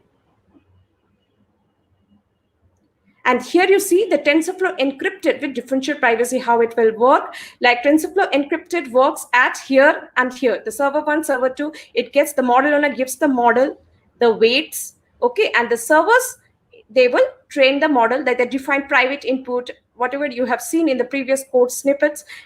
This servers will train it. And how it gets the data? It gets from numerous devices. And the result will be encryption plus differential privacy. So here the models with the devices can have their own local model training using differential privacy. So, and how does TensorFlow encrypted works? It uses multi-party communication, sharing secrets, and it adds encryption to the models. So differential privacy is at a higher level, while TF encrypted is at a lower level. It is like for communication or encryption. But differential privacy is when you train the data. So this is also during training the data, but you train the encrypted data. So remember, encrypted data set, encrypted training, encrypted output. And this is how TensorFlow privacy works. Like it adds Gaussian noise. It tries to clip the gradients. Why does it try to clip the gradients? Because that no individual point has maximum amount of control on the model. So it tries to clip the gradients to a value.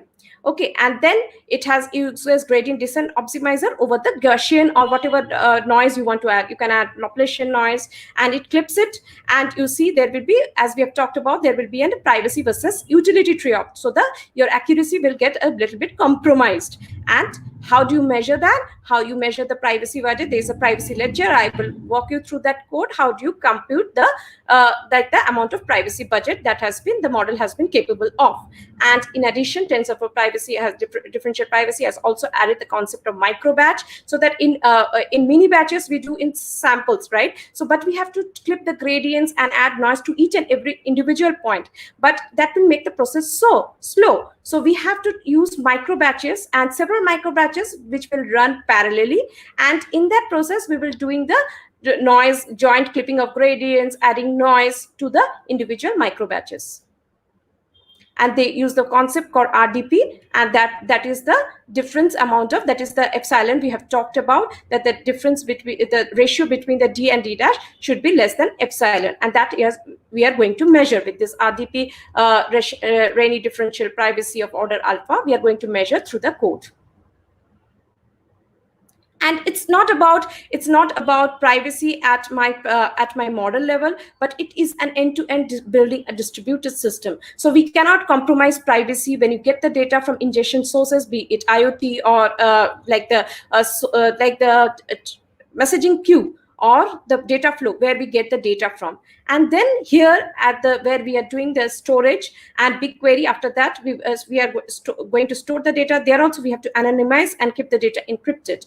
And then when we do modeling, we should use different composition algorithms, differential private, or first get the data at different levels of like perturbations, neural structured learning, and while we are responding back, we use data reconstruction and respond back to the model APIs at the cloud. It's the duty of a developer, the data scientist, to ensure all these steps have been there to prevent customer information. These are some of the references. Then let's look at the demo. So this is one demo I will be showing with the differential privacy. So we have data records, different data records, and we have the class label.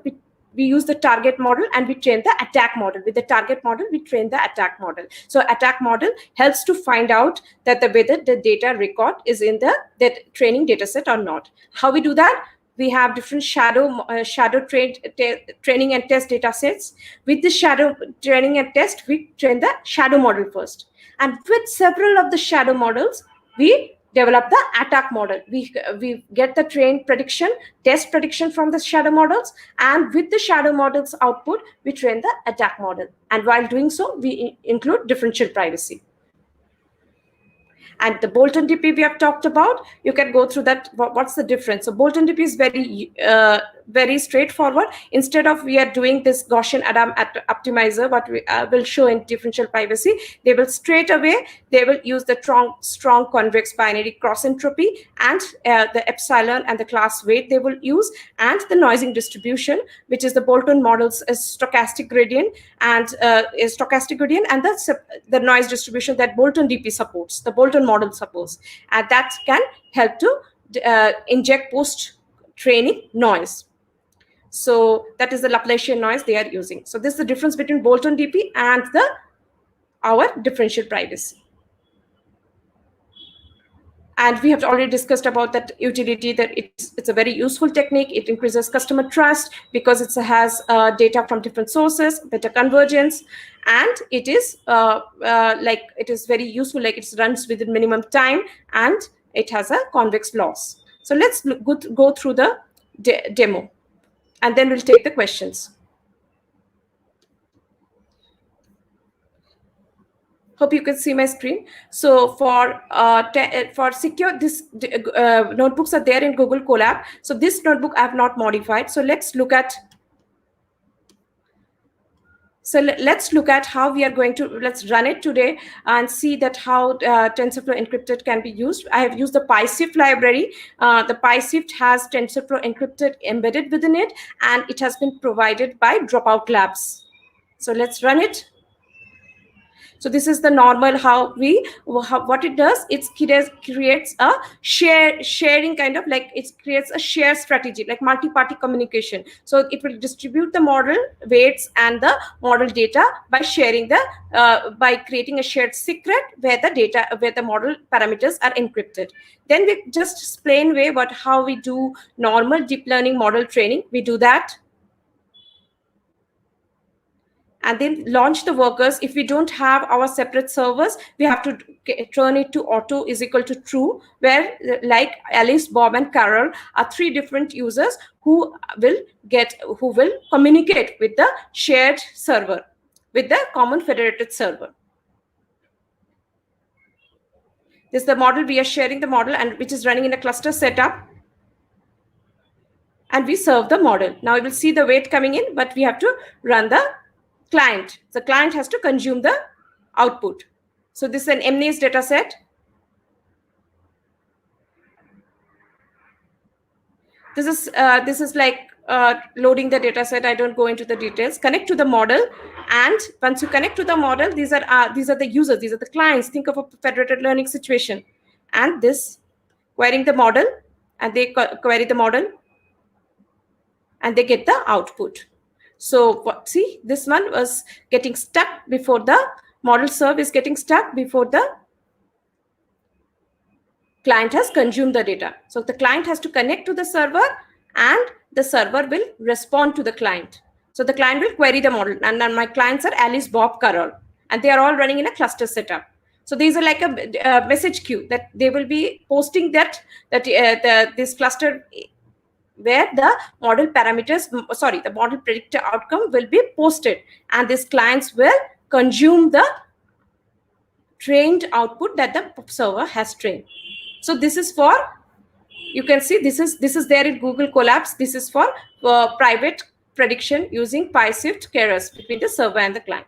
Now I show you the differential privacy as well as the neural structural learning. So neural structural learning, I don't go into the deep steps. So I have used an adult data set which has which has like the several sensitive attributes: the working class, education, occupation, sex, race. So we may not want my salary. I don't want my salary to disclose to individuals. So how do we increase the adversarial attacks, prevent it, this machine learning model? We can do neural structural learning. And as the previous session has covered, we add the adversarial regularization and we print the results. And now I have stored the results. You can see that the result for the accuracy for adversarial trading is 79.3% compared to without using NSL, 76.2%. You can run them, and let's go into the differential privacy one. So differential privacy, let's go slowly. So you need TensorFlow privacy. So let's go with LSTM first. So you need TensorFlow privacy as a package that needs to be installed to have differential privacy training within your system.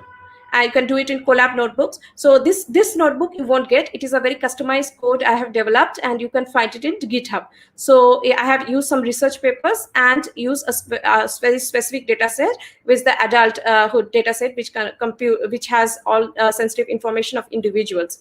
Now, what we do with that? For differential privacy, you can find we have used the gradient descent optimizer. Okay, and for gradient descent optimizer, we have to let's go step by step. They have used the DP gradient Gaussian optimizer.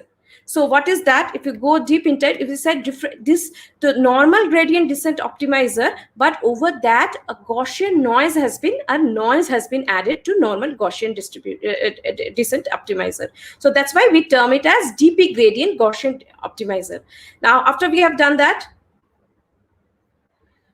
we added L2 norm, like the clipping, where we are going to clip the gradients, because we won't allow any single point to contribute much to the model training. So if a single training point contributes too much information, that may lead to the information leakage, because he's a single training point is contributing 10% more, 10%, whereas other training points are contributing 0.5%, 1%. So that may be a source of information leakage. We have talked about noise multiplier. So we are putting the noise multiplier and the micro batches. So backside into the micro batch percent. What is the percentage of micro batch that I am going to allow? And then I allow the training rate, learning rate. So this is normal when we do in deep learning. And we have sparse categorical cause entropy, because it is a multi-class classification. So there is no multi-class classification problem getting solved with membership inference attack. That's why I took this problem. You can go through that how we can do with multi-class sparse categorical entropy and create the model. And now when we try to create the model, what we have to do first, we have to separate our data set in terms of target model and shadow model, because you have seen that we have to have two different models, because the attack model, when we try to build, we should have the target and the shadow. And so we have to have target data, target X, target Y, shadow X, shadow Y. Okay, now with this we allow a kind of test. We have to, with the shadow model, we have to test it, like what is my model's robustness to external attacks. So we choose that. It's like a training and test data set, split it. So 30% of that we will use for validation. And now once we come here, we train the target model, and target model training is, there is a library from MIA, they have, their research paper has done, they have created shadow bundles that we have talked about in the slide. So we had talked about in that slide that how different shadow bundles will be created and the shadow models will be created. So we create those with this shadow bundle function. Okay, and then we when we generate the attack data set. So it's like kind of a adversarial technique of generating attacker data, like with what data the attacker will be testing my model. The attacker will come with any data, so our model has to be robust against that. So that is the way we generate the attack data. And then once the attack data is generated, we use a random forest classifier and test it, that pass it the validation data set that we have shown, the unused data set, pass it that to the attack model and generate the attack data level and the real membership level. So attack test data we have generated, and with that the random forest predict the attack cases, and then we try to find out what is the attack accuracy, with what percentage that the attacker will be able to infer my training data sets. So that's how it prints the attacker the training data sets, like the percentage of accuracy which he is able to guess that these may be the training data points that may be residing in the data set. And this we do precision and recall. So what may be interest of you, like to go into this shadow bundle, like how they create the shadow data set and how they like inside the library, if we go that the research paper has implemented, we can find out that how they create the shadow bundles and how they strategize with the shadow bundles, they create the attack models. So you have to go deep into the library to see it, like how, if anybody is interested, they can go. And then we have the data size. We have talked about like the input data, the target X, and the output, like the validation kind of thing, what we are doing here. And then we predict it. And here we have talked about when we train the differential privacy, we should have micro batch percentage, the batch size, the number of epochs, the kernel regularization factor. So this is kind of a regularizing factor. So we know that in random forest or in traditional models also, we should use L1 or L2 regularization. So that will prevent the model for overfitting. Since this overfitting is another cause that causes our model to leak sensitive or private information, we should also take care of adding regularization. Now, I was just trying out with different types of hyperparameters, like increasing the kernel regularization, decreasing it, like when does the model underfits, when does the model overfits. So I came out with this number. You can do a little bit hyperparameter tuning and see what is the best way that the L1 regularization you can add to the model, and the noise multiplier and the L2 norm. And then how do you estimate the privacy budget?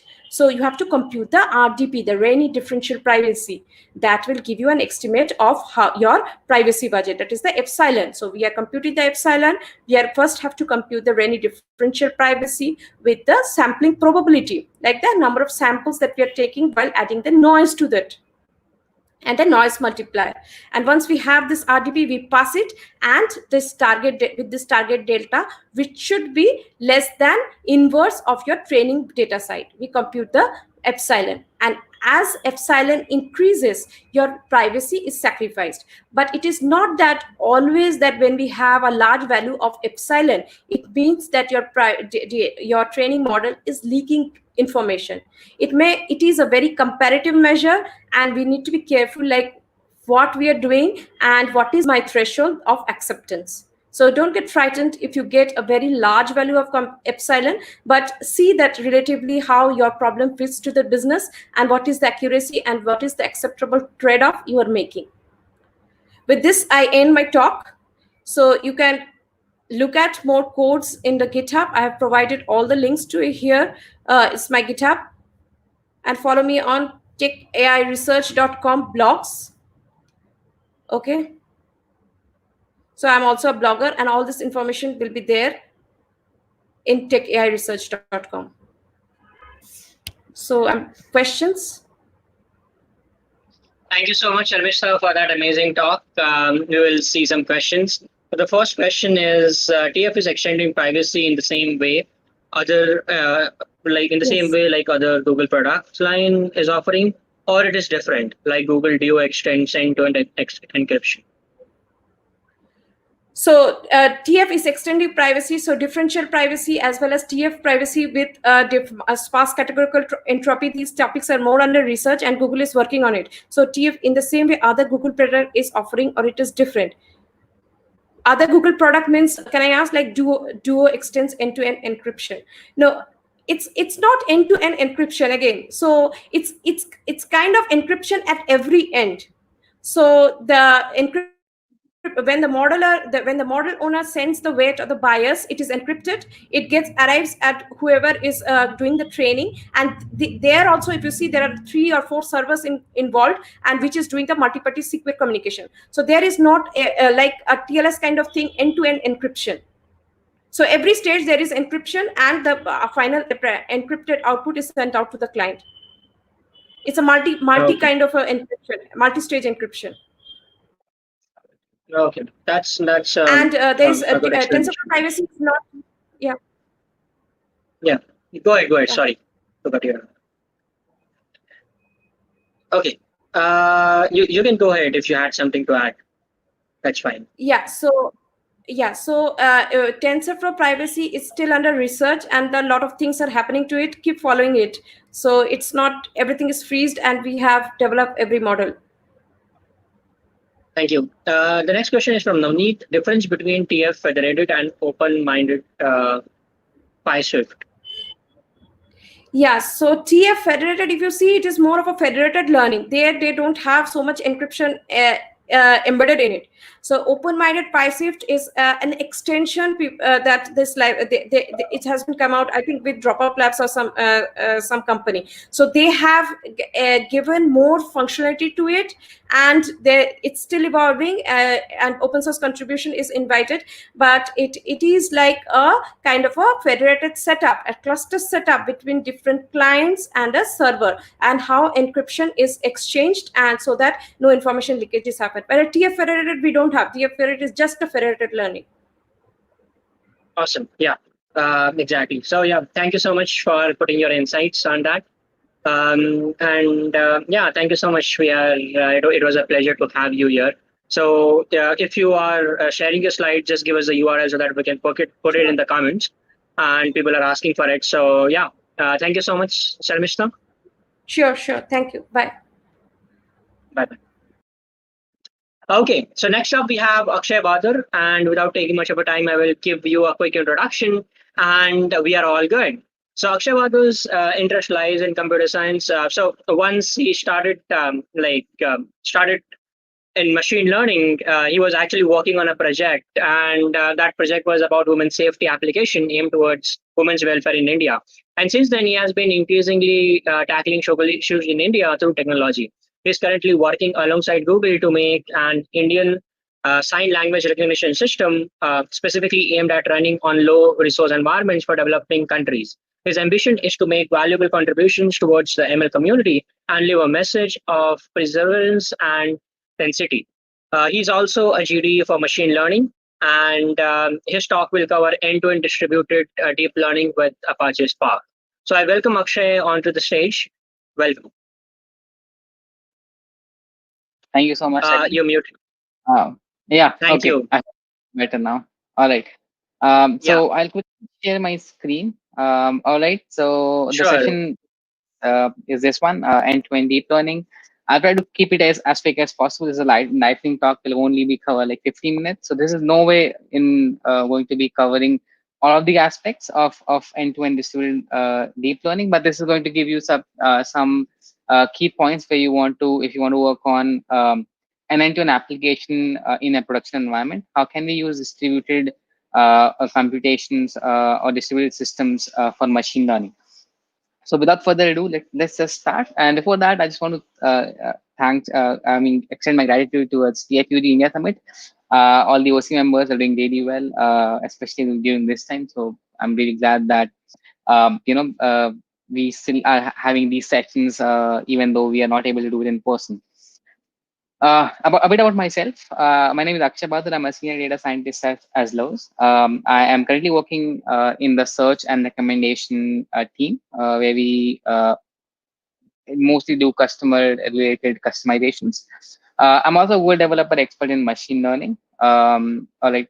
So before we start, an important link. So if you want to follow along with the session, probably check it out after this session. I have added this link. So just go to bit.ly/TFUG-20, and you'll be transported to my GitHub, which contains all the slides, links, and everything, all the resources that is going to be necessary for this particular session. All right, so we'll be talking about Apache Spark, just the basic aspects and why exactly Apache Spark is such a is quite popular when it comes to distributed computation. So Apache Spark in itself is not very well suited for deep learning, but it is very well suited for distributed computations, and here's the reason why. Of course, these all features are very important. So one of them is it's quite fast. So one of the reasons why Spark became really popular is because it was pretty quick. And if you want to read about the history of Spark, this actually came from the MapReduce project that was taken up by Google. But Spark kind of covers all the other aspects that were missing in MapReduce. One of the things that was very important for making Spark very popular is the powerful caching mechanism that was used, because earlier people had to write to disk even if they were working on if they were working on distributed systems. Let's say 10 of these nodes are working in parallel, all of them had to write intermediate data on the disk and then read from the disk again. So with Spark, we had the concept of caching in the RAM or even on the disk as well. And this this made Spark very powerful because it became quite fast when it comes to distributed computations. And at the same time, it's highly scalable, so you can scale out onto different nodes. It's fault tolerant. So all these features made Spark a very good choice for people who had huge amounts of data. And then around, I think, last 5 to 6 years, people started wondering if we can use Apache Spark for machine learning or not. So machine learning on Apache. So this slide is only about machine learning, not deep learning.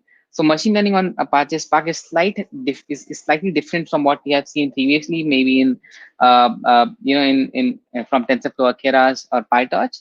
So Spark machine learning on Spark is based on the concept of pipelines, and this the concept is very important because in distributed systems, whenever we have to develop the consumption and production of data, we consider the usage of pipelines, and therefore Spark also uses the concept of pipelines, where each pipeline does the whole work of transformation up until prediction. So we have a concept like data frames. The data frames is similar to a data set. So we will just use that analogy going forward. A transformer is an ML model. So basically, transformers transforms the data. So a data frame or a data set with features can be transformed into a data set with predictions. Okay. And then we have a concept of estimators. Estimators are nothing but learning algorithms. So basically, whenever you run, whenever you call the fit function in Keras or in TensorFlow, that is equivalent to an estimator in Spark. So all these three concepts are very important because this is directly an analogy between Apache Spark and other popular frameworks in machine learning like TensorFlow and Keras. So we'll use this analogy going forward and making sense at later stage. All right, so we have Spark ML pipelines. Let's quickly look at how exactly will a Spark ML pipeline will look like. So we'll have the data that's pretty commonplace in the form of a data set or data frame in Apache Spark. Then we'll do some pre-processing. This pre-processing could be, regularization. No, sorry, not. This could be normalization, or you want to do some feature extraction. So this pre-processing can be a part of a separate estimator. An estimator, as you had seen earlier, is kind of a transformation where we make some changes to the internal data set and we present another data frame at the end of this estimator. And then finally, we have another estimator, which is our actual learning model. And then this whole system forms a pipeline for Spark. And then finally, we make predictions from this. So this concept is important. We'll go ahead and try to memorize try to understand this concept and use it when you're talking about distributed machine learning or distributed deep learning. Okay, so just a quick deep learning refresher for everyone. So we have data and labels that's coming in. We have some pre-processing. Pre-processing could be any pre-processing a technique, either it's normalization or just feature extraction or scaling. And then, of course, we have some layers, and layers, of course, we will have these gradients, and then we have to back propagate and adjust our weights according to the gradients. And then finally, we'll make these predictions. So this was just a refresher for how deep learning works. And now we try to connect these dots that we have just seen. So now we'll come to distributed deep learning.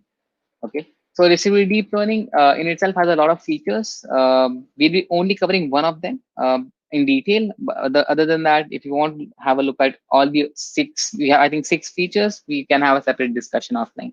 So distributed deep learning is very useful for parallel experiments. If you want to run parallel experiments and you don't want to use the same sort of node, then of course you can do that. Hyperparameter optimization is something that I've used quite a lot for distributed deep learning, and it's very effective because you can train parallelly with different hyperparameters and choose the best one. Um, and then of course we have other things which are also distributed training, and that is something that I would want to discuss today because this is one of the key aspects which made the distributed deep learning quite popular. The concept of distributed deep learning.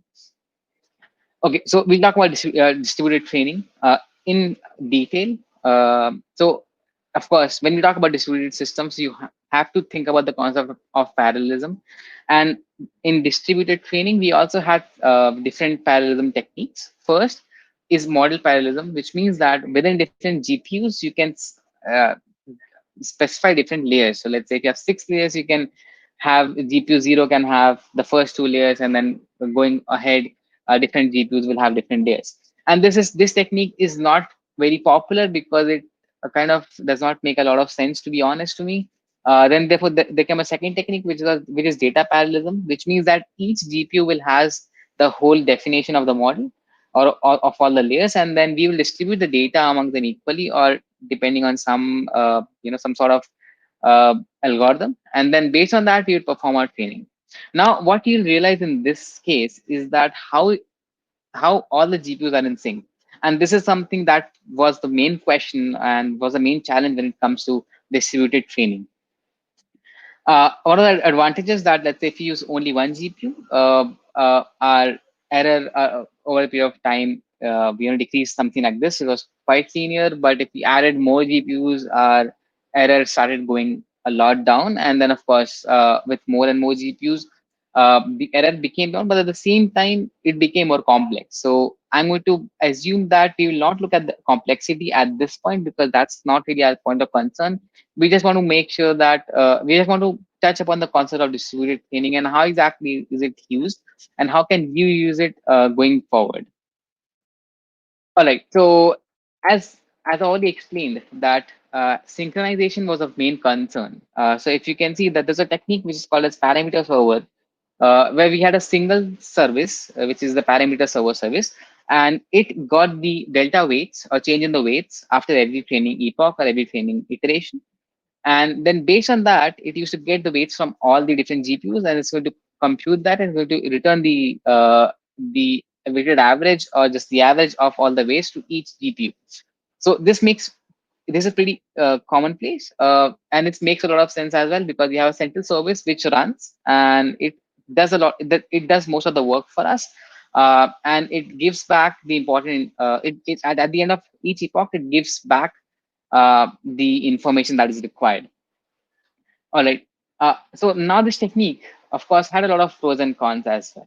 So the pros were, of course, it's fault tolerant because even if one of the GPUs went down, we still get the weights from other GPUs, and we can similarly perform our gradient descent going forward. It's a both asynchronous SGD. So SGD is the concept of stochastic gradient descent. Asynchronous means that some of the workers could be slow. Some of the GPUs could be slow, but at the same time, it will not block other workers. And the cons were that usability was tight coupling. We had a single point of failure. So if the parameter server was down, then our machine learning or a deep learning model would not train. So this was a major bummer for us.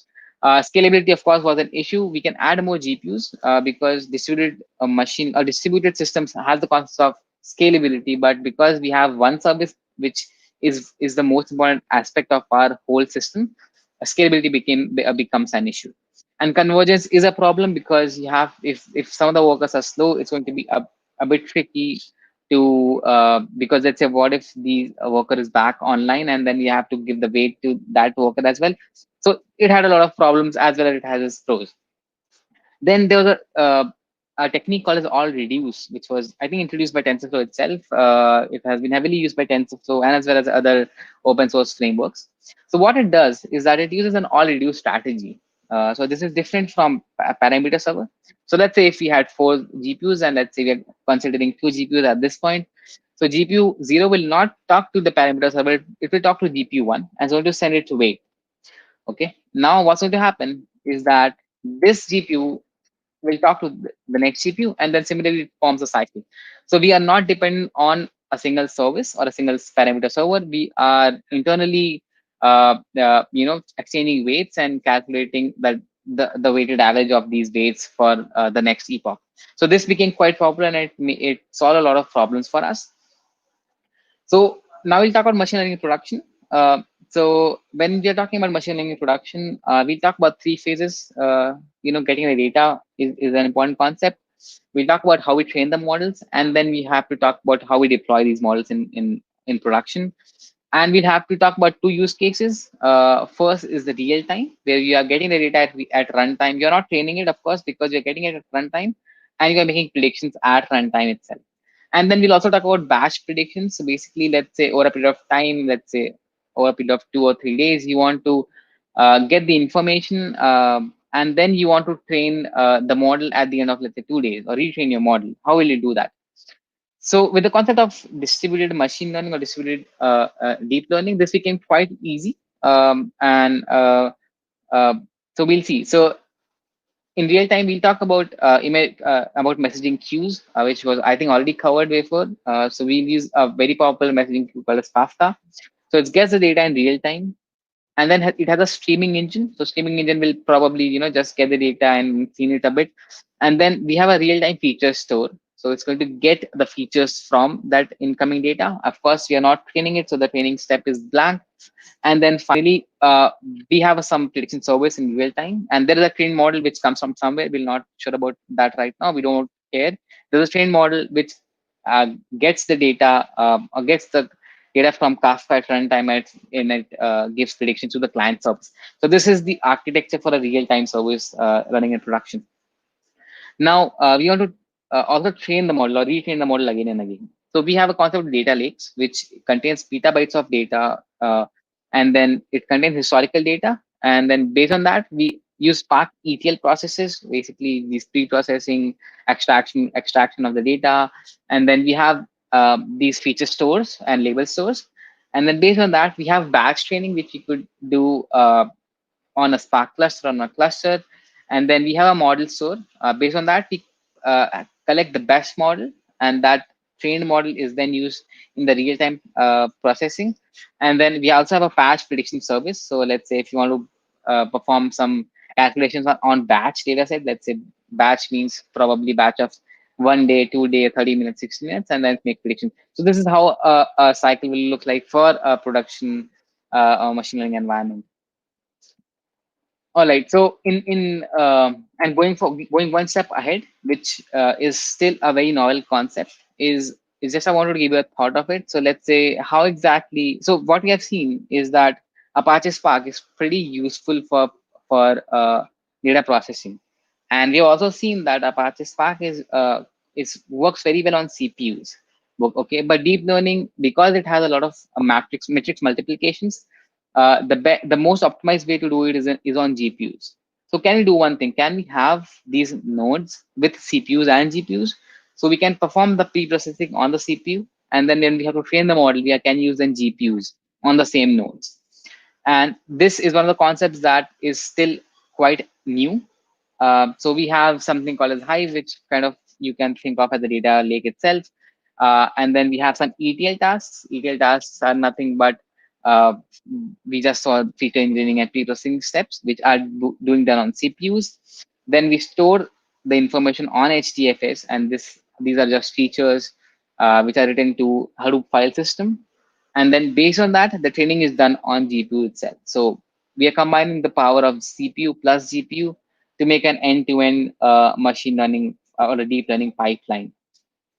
So this concept is very important. And then of course, post-processing can also be done on CPU, which is like model serving and all. So this process or this whole pipeline is quite interesting, because now we can utilize both the CPUs and GPUs going forward in production, and we will be saving a lot of resources. At the same time, we are kind of modularizing our whole production environment. So with this, I would like to end the session. I have two links as well. So if you want to check that out, there's a collab link and there's a Databricks link as well, which is mostly just the code for this. So I'll just quickly go through one of the sessions. I think I've already opened it.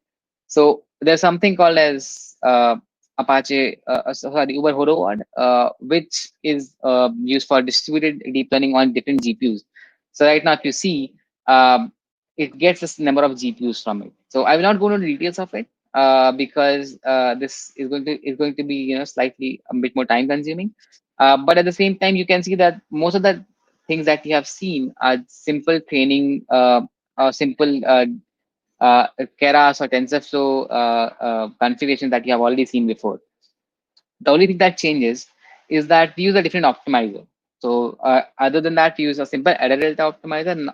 Right now we are using same Keras optimizer, but we are optimizing it based on the GPU number of GPUs. And then of course we can also have a distributed optimizer strategy, which is of course comes out of the box from Horoward itself. And then at callback, we are using a broadcast global variables callback. So basically, it makes distributed training quite easy for everyone. I mean, for the whole system. And then at the same time, it's just making some predictions and calling the fit method. So you can have a look at that. And of course, it does not make a lot of sense on a Colab notebook because Colab only gives you one GPU. But if you have like a cluster that's running parallel computations, in that case, Horoward comes into picture and it's quite popular. At the same time, if you go to the Databricks link, you will see that there's also something called as deep learning pipelines, where you can use Apache Spark quite effectively with TensorFlow retraining tutorial. So this is basically a tutorial on transfer learning. So I'll not go into details of it, but feel free to check these out. So all the links of them are in the. If you just click on this, you will transport it to this page of Databricks. You can just look at this, have a look at all the code snippets that I have created, and feel free to ask me any questions. In the interest of time, I'll not go into the details of it. So if you have any questions, I'll be more than happy to answer them. In the interest of time, we can also take it offline. And if you have any feedbacks, reach out to me on akshaybahadurcom and let me know your thoughts on the session. And there are a couple of references that I took. So if you want to, have some references when you go back, you can have a look at these two links. And then, so this was it from my side. This is akshaybahadurcom. You can find me on Twitter at akshaybahadu3. And the link to the slides are bit.ly/TFUG-20. So with that, I'll just like to wrap the session up. And I think Ali, if you be more than happy to give you control. Sure. Thank you so much, Akshay, for that awesome session. It's always awesome. Okay. I hope there are multiple questions, but with the scarcity of time, we would not be able to take all of them. But let's take the one. Okay. So can you please pop one question the back end, please? Also, till then, if you want to join the chat afterwards, you can maybe answer them in the chat, or else it is Twitter. You can follow him on Twitter and LinkedIn, and that will be awesome as well. Okay, so let me pick one question. Sure.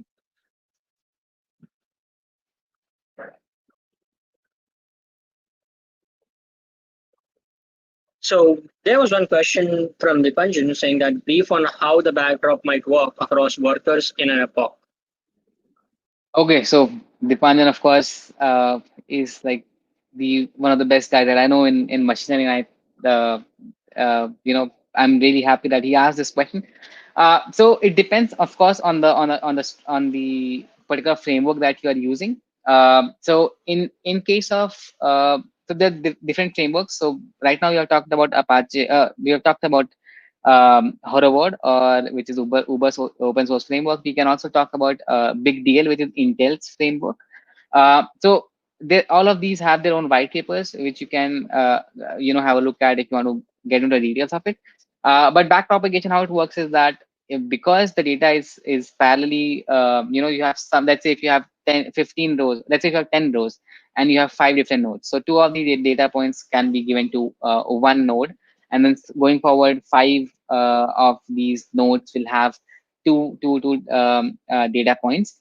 And then of course they can perform this learning on these 2 data points, and then based on that, it's going to after this epoch has ended, let's say if it runs for 1 epoch, after the epoch ends, it's going to give the information back either to the parameter server, or it could also do it amongst themselves. Like one node can send their updated weights to the other one, and then similarly after that, there are different strategies on how the weights are updated. So either it could be an average, weighted average, or there are other complex techniques as well. And then once you, after 1 epoch, once you have the updated weights from all the 5 nodes, then the second step is performed. So this is one of the basic major concepts. And if you understand this concept, I think it makes very easy for you to deep dive into distributed training.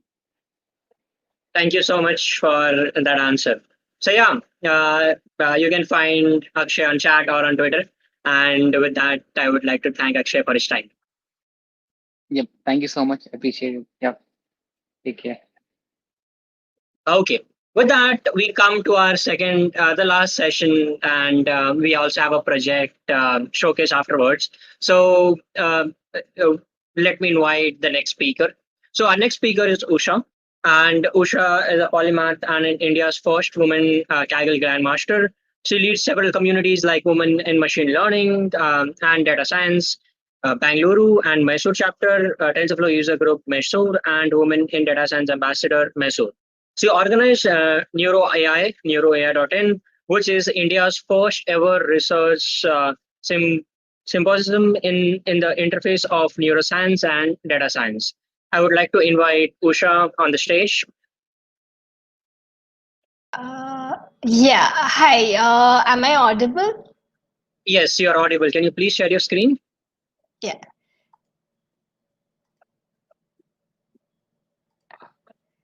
Keep the questions coming, keep the tweets going. We have some special gifts for you guys, okay? So yeah, I hope the screen is visible to everyone. Yeah, so it also is it visible? Yes, it is visible. You are. Hello? Yeah, it's visible and we are able to hear you.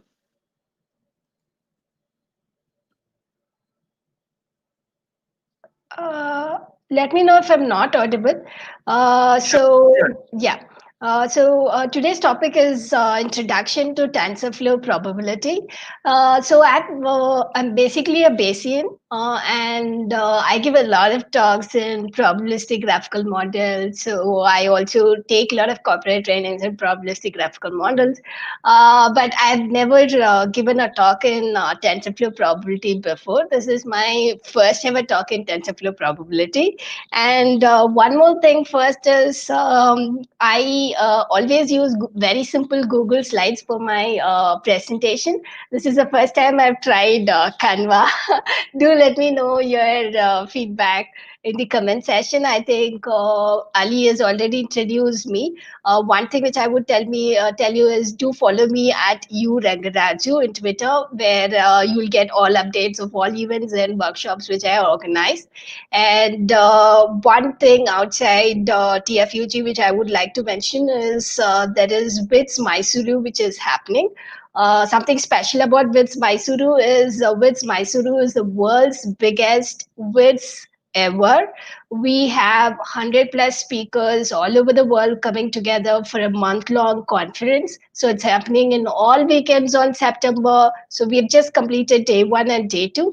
So we have 6 more days left. There are like amazing professors, researchers, scientists coming together. Please don't miss out on this free conference. You will find the links in our WIMLDS Mysuru meetup page. Please go and RSVP there.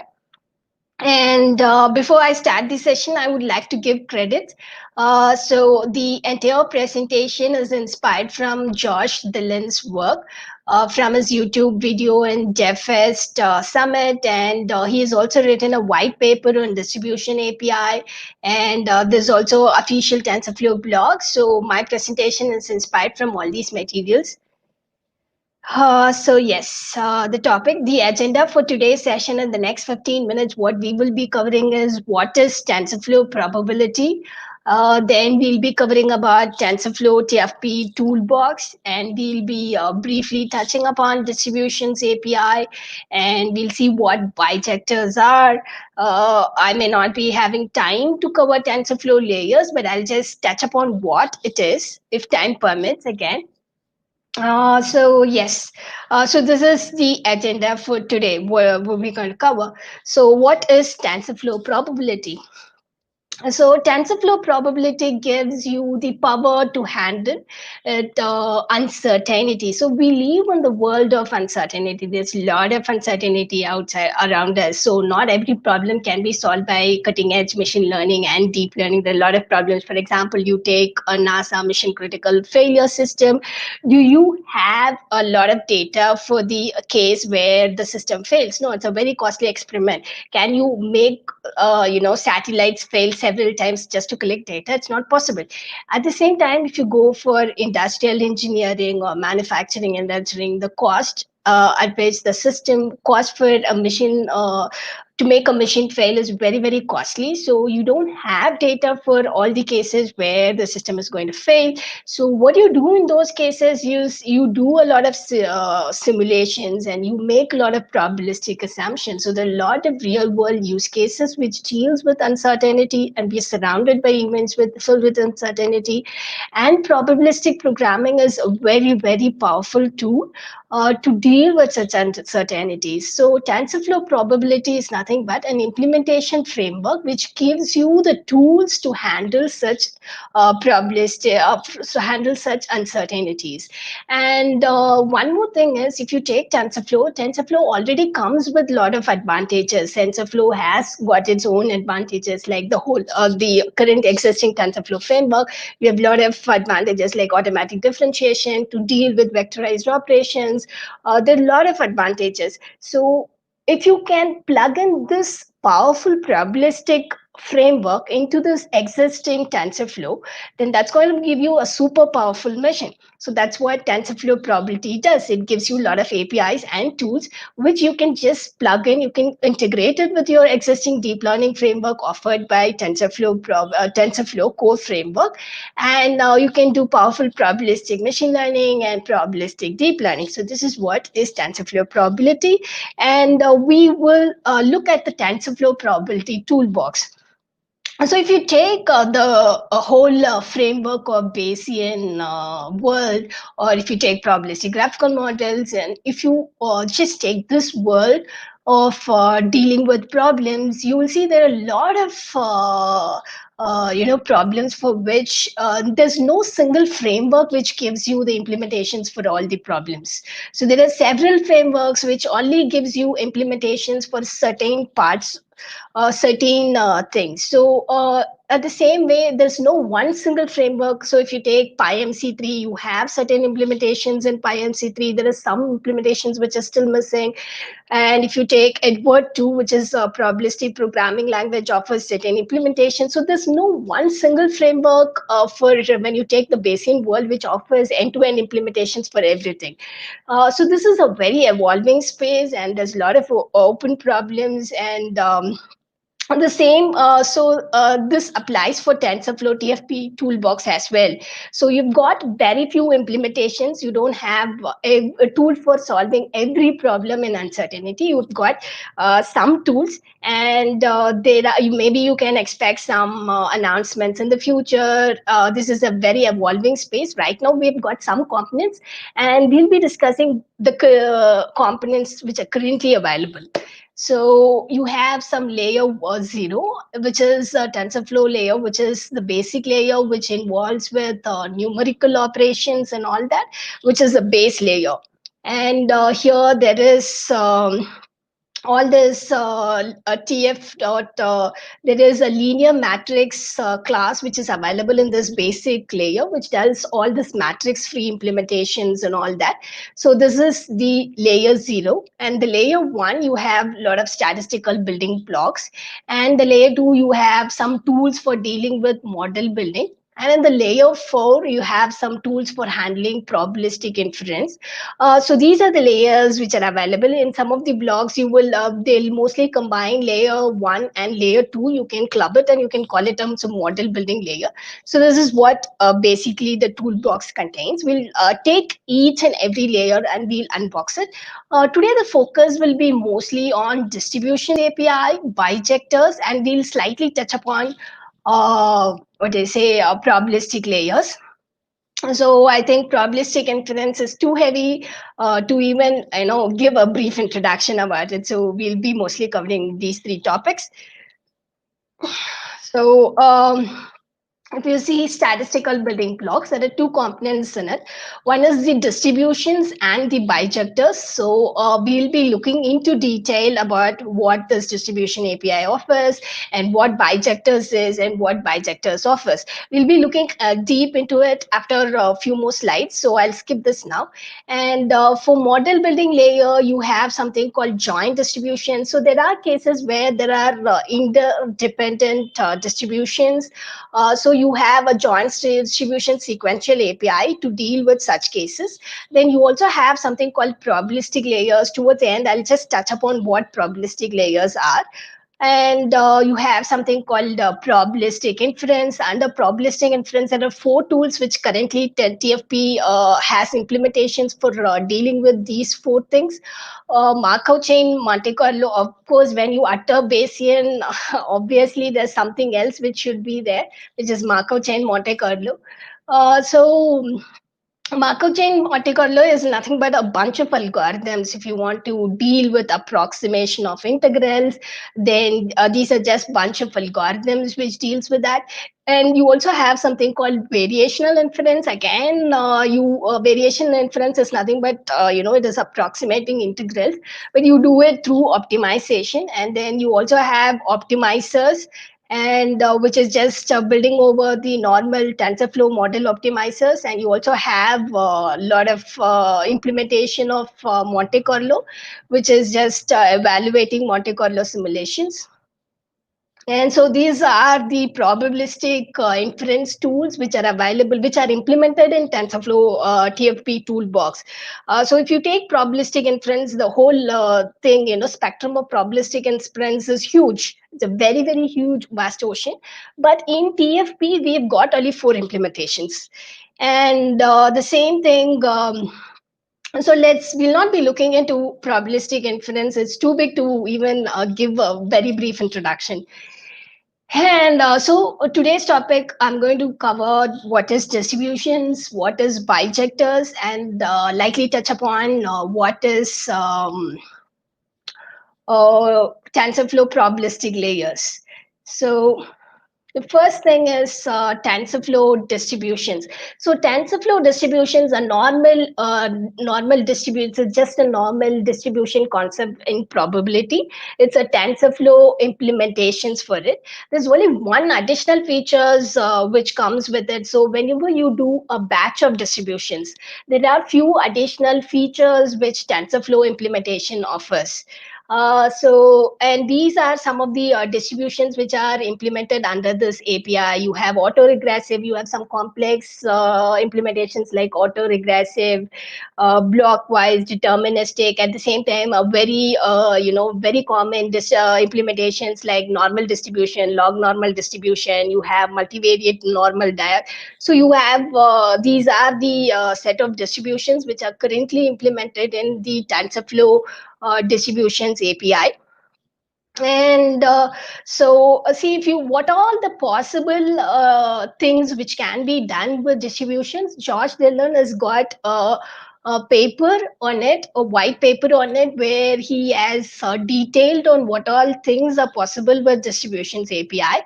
So I may not be able to cover, it's a huge concept in itself. So I'll not be able to cover all of it, which is possible using distribution API, but I'll take the very most commonly used or the most basic 3 of them.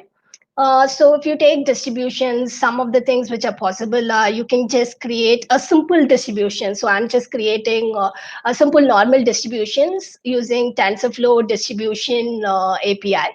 So I'm just calling tfd.normal. I'm just creating a simple normal distribution. This is a syntax. So there are two parameters here. The first parameter LOC is nothing but a mean, and the second parameter scale is nothing but your standard deviation. So I can also create a batch of scalar variate distributions. What if I want to create a batch of distributions? Then I can also do it. The only thing is the first parameter, instead of passing just a mean, I'm going to pass a mean vector here.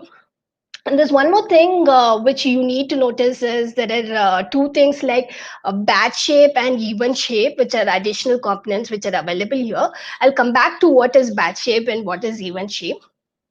So this is a batch of distributions. So there are three normal distributions here. So I'm just batching three normal distributions together. So another thing which is possible is a vector variate distributions. You can create a vector variate distribution using this particular implementation, which is multivariate normal die.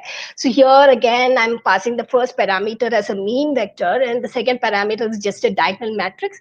So if you see, there is something called a batch shape and even shape. We look at what this batch shape and even shape means. So if you take any tensor object, or if you take a numpy array object, you will have something called shape attribute. So but here you will have something called batch shape and even shape. Whenever you have a batch of distributions, you have a distinct set of parameters associated with it. That is batch shape. And if you take a distribution, you generally take a sample from a distribution. The process of taking a sampling, doing a sampling on a distribution is an event. So you will also have an even shape associated with it. And so that's the batch shape and the even shape. So we look at what is bijectors. So bijectors is nothing but if you take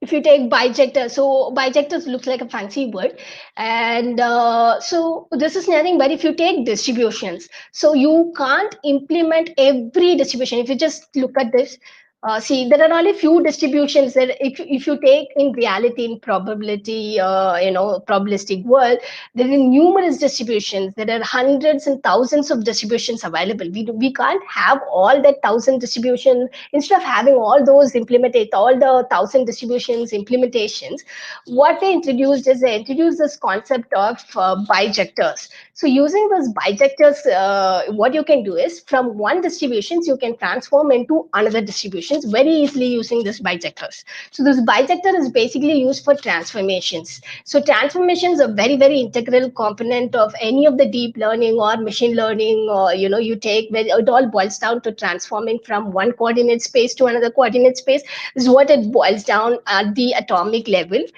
So in TFP, TensorFlow probability, you have it under TFP.bijectors module. We achieve transformations using this module. So most of the bijectors which are implemented, you have to have a minimum of these three methods. You can have a forward transformation, you can have an inverse transformation. It's very mandatory that all the classes which are implemented under this module have a forward, inverse, and some of the other methods are you can have forward log determinant Jacobian transformation, inverse log determinant Jacobian. Again, Jacobian is nothing but a determinant which is just transforming from one coordinate space to another coordinate space. So in short, if I have to summarize, I can say bijectors are nothing but transforming from one distribution to another distribution. Bijectors makes this possible.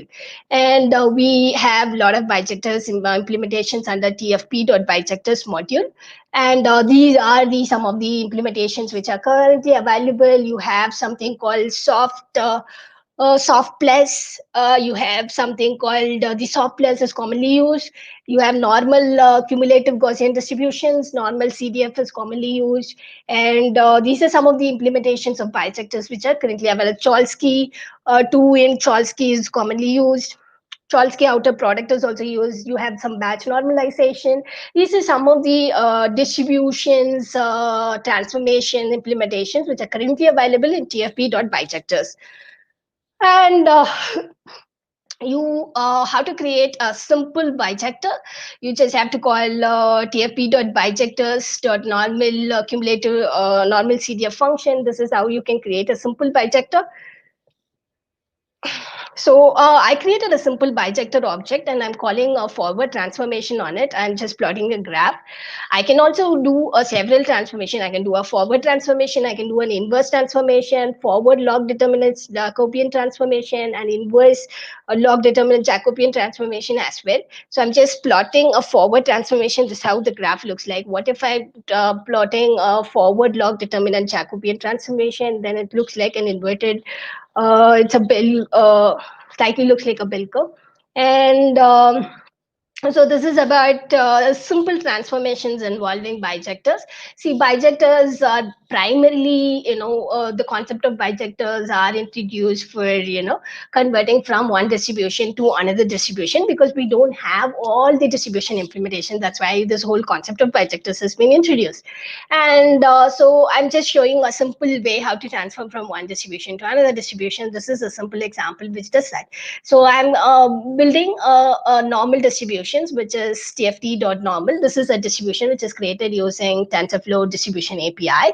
And I want to convert this. I'm just using a bijector I'm creating. I want to convert it into an exponential distribution. I want to convert a normal distribution to an exponential distribution. Then I can use tfp.bijectors.exp. And using this bijector, I can convert a normal distribution to TensorFlow to exponential distribution. So the whole concept of bijectors involves transforming one distribution layer to another distribution layer. And you can also batch bijectors. So we saw how to batch several distributions together. You can also batch multiple bijectors together. And you have some implementation called Soft Plus, which does that for you. I'm not covering catching here, because it's a very short time to cover everything what distribution does, everything what bijectors does. I would recommend go through that white paper which is being released. So they have covered all possible things which is possible by distributions API currently. So catching, what it does is there are a lot of expensive operations out there. So bijectors also gives you an a feature to catch your expensive operations, so you don't have to compute it over and over again. And this is about bijectors. And I'll just touch upon TensorFlow layers. What TensorFlow layers falls under the model building category. So this is nothing but normal neural network layers. They've just some got additional powers. They can deal with uncertainty. And we have the implementations under TFP layers. So this is one motivation I can see. So it's a basic simple regression problem. This has been cropped from last year DevFest. I think last year TF DevFest 2019, they introduced this whole concept of probabilistic layers. There's also an official blog on it. I would recommend go and check that out. And this is a simple linear regression problem where your whole objective is to minimize the negative log likelihood. What if I can do this? What if I want to do this whole thing inside my model?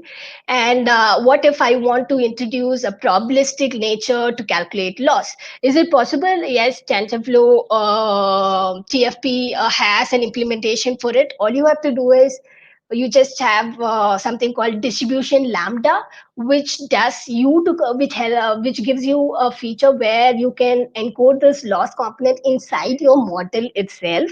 And so this is about distribution lambda component, which helps you encode your loss function inside your model.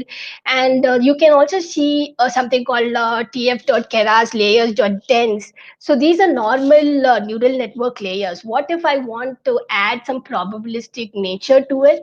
So you also have something called tfp.layers.dense variational.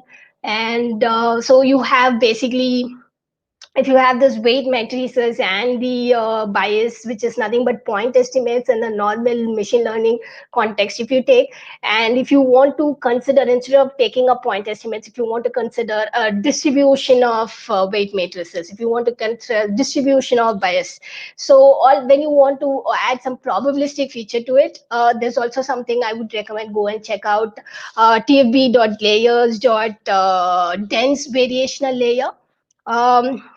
So this is about we briefly touched upon what the toolbox offers and what TFP toolbox offers. We saw what distribution API, bisectors, and TensorFlow layers. There's more to it. There's a lot of. I would also recommend go and check out Edward 2, which is a probabilistic programming language, and the whole TensorFlow probability team. They have rewritten a book, Bayesian methods for hackers. They've rewritten this book using TensorFlow probability, and all the courses source codes are available in their open source GitHub repository. So you can go and public repository, which you can go and check that out. And this too much about it. And this is not even a brief introduction. This is an ocean we've just touched upon. Hope this topic has generated some interest in you. And there's a lot of problems to be solved in the probabilistic side.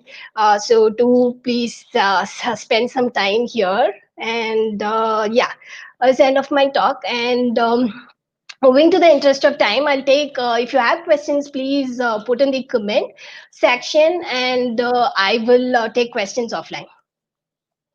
Thank you so much, Usha. That was a splendid presentation. And for all the comments, for all the questions, Usha will definitely answer them in the comments below.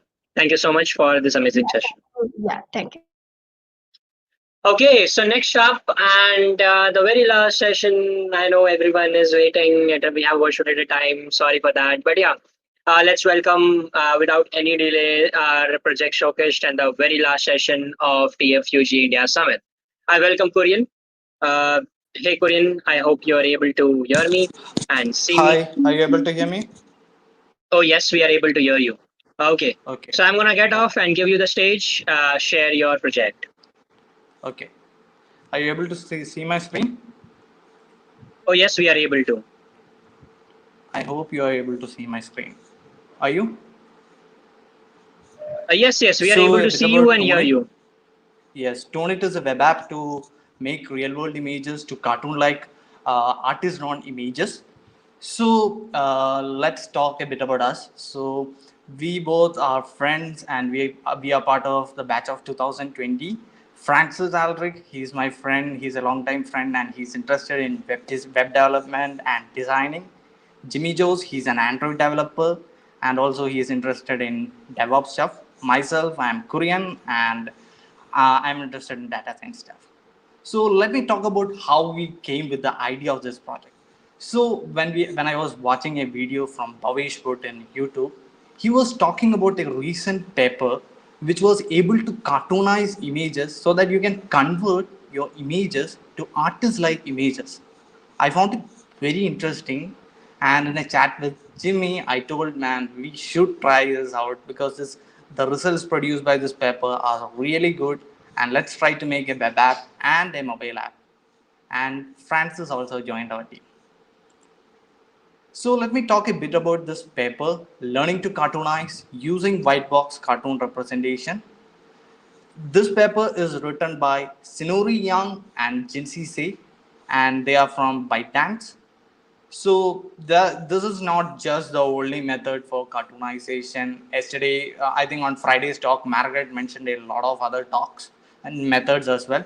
But the interesting thing about this method was this method uses GAN-like method with a generator and two discriminators, and it is built on top of the VGG16 architecture, and it uses mainly three options for customization. So they considered the surface of the image, the basic structure of how the image is being represented, and the texture also of the image.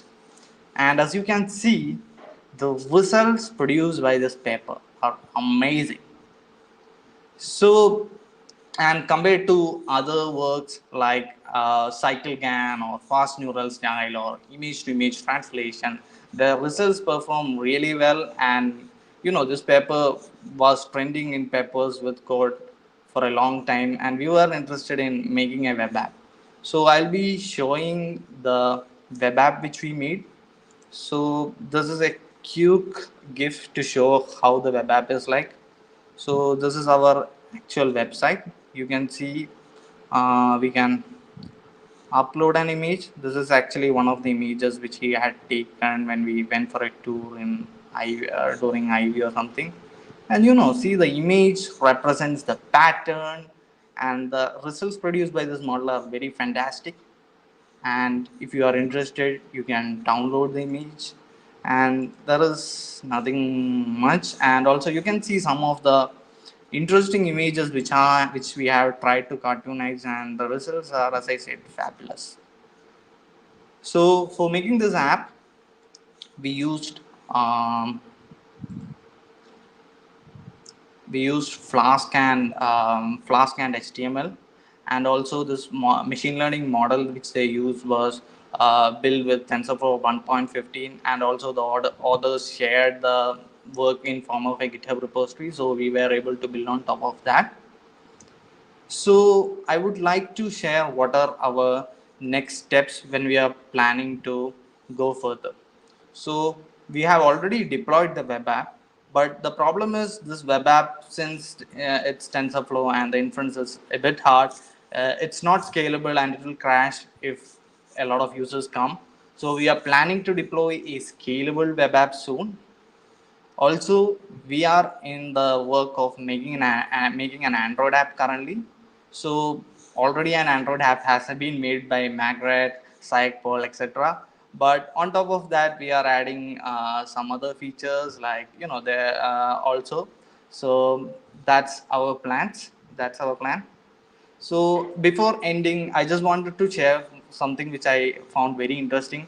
Like when I shared this project in Twitter, a lot of Kaggle grandmasters and people encouraged and gave a lot of likes. And this project was made in the trending list of Made with ML as well. So I wanted to share a few points. I wanted to share this talk which Vladimir Iglovisko gave. So if you are building any machine learning model, try to put at least checkmark at least 5 out of these 8 points. Then your machine learning model will be impressive and your project will definitely be impressive. So please try to incorporate that. I am also trying to incorporate that. So that's all. Thank you. If you want to reach out with us, reach out us in LinkedIn. Also, the source code is completely open source and is licensed under CC by SA48 to keep the author's original permission. And also there are some issues as well. So if you want, feel free to do that. Thank you so much, Korean, for this amazing presentation. I hope everyone enjoyed it. There were such appreciation comments coming in the live chat. So yeah, thank you so much for joining us. Thank you. Okay, here we come at the end, and I hope everyone who is waiting for the feedback links, there they are. Go, get your certificates there, fill out the feedback form. It really helps us. As we come towards the end, it's a bit of goodbye, but yeah, I hope you all enjoyed the last 4 days. And we had fun sessions, around 17 sessions, 4 days, 4 project showcases, and a ton of knowledge.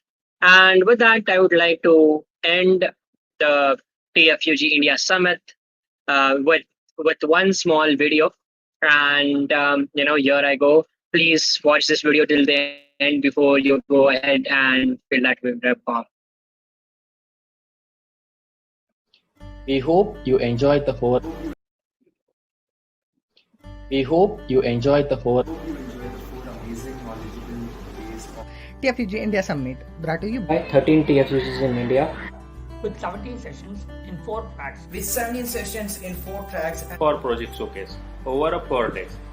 Attended by hundreds of attendees. We tried our best to give you perfect online. The perfect online experience. Thank you all and see you next time. Thank you all. See you next time. Thank you all. See you next time. Thank you all. See you next time.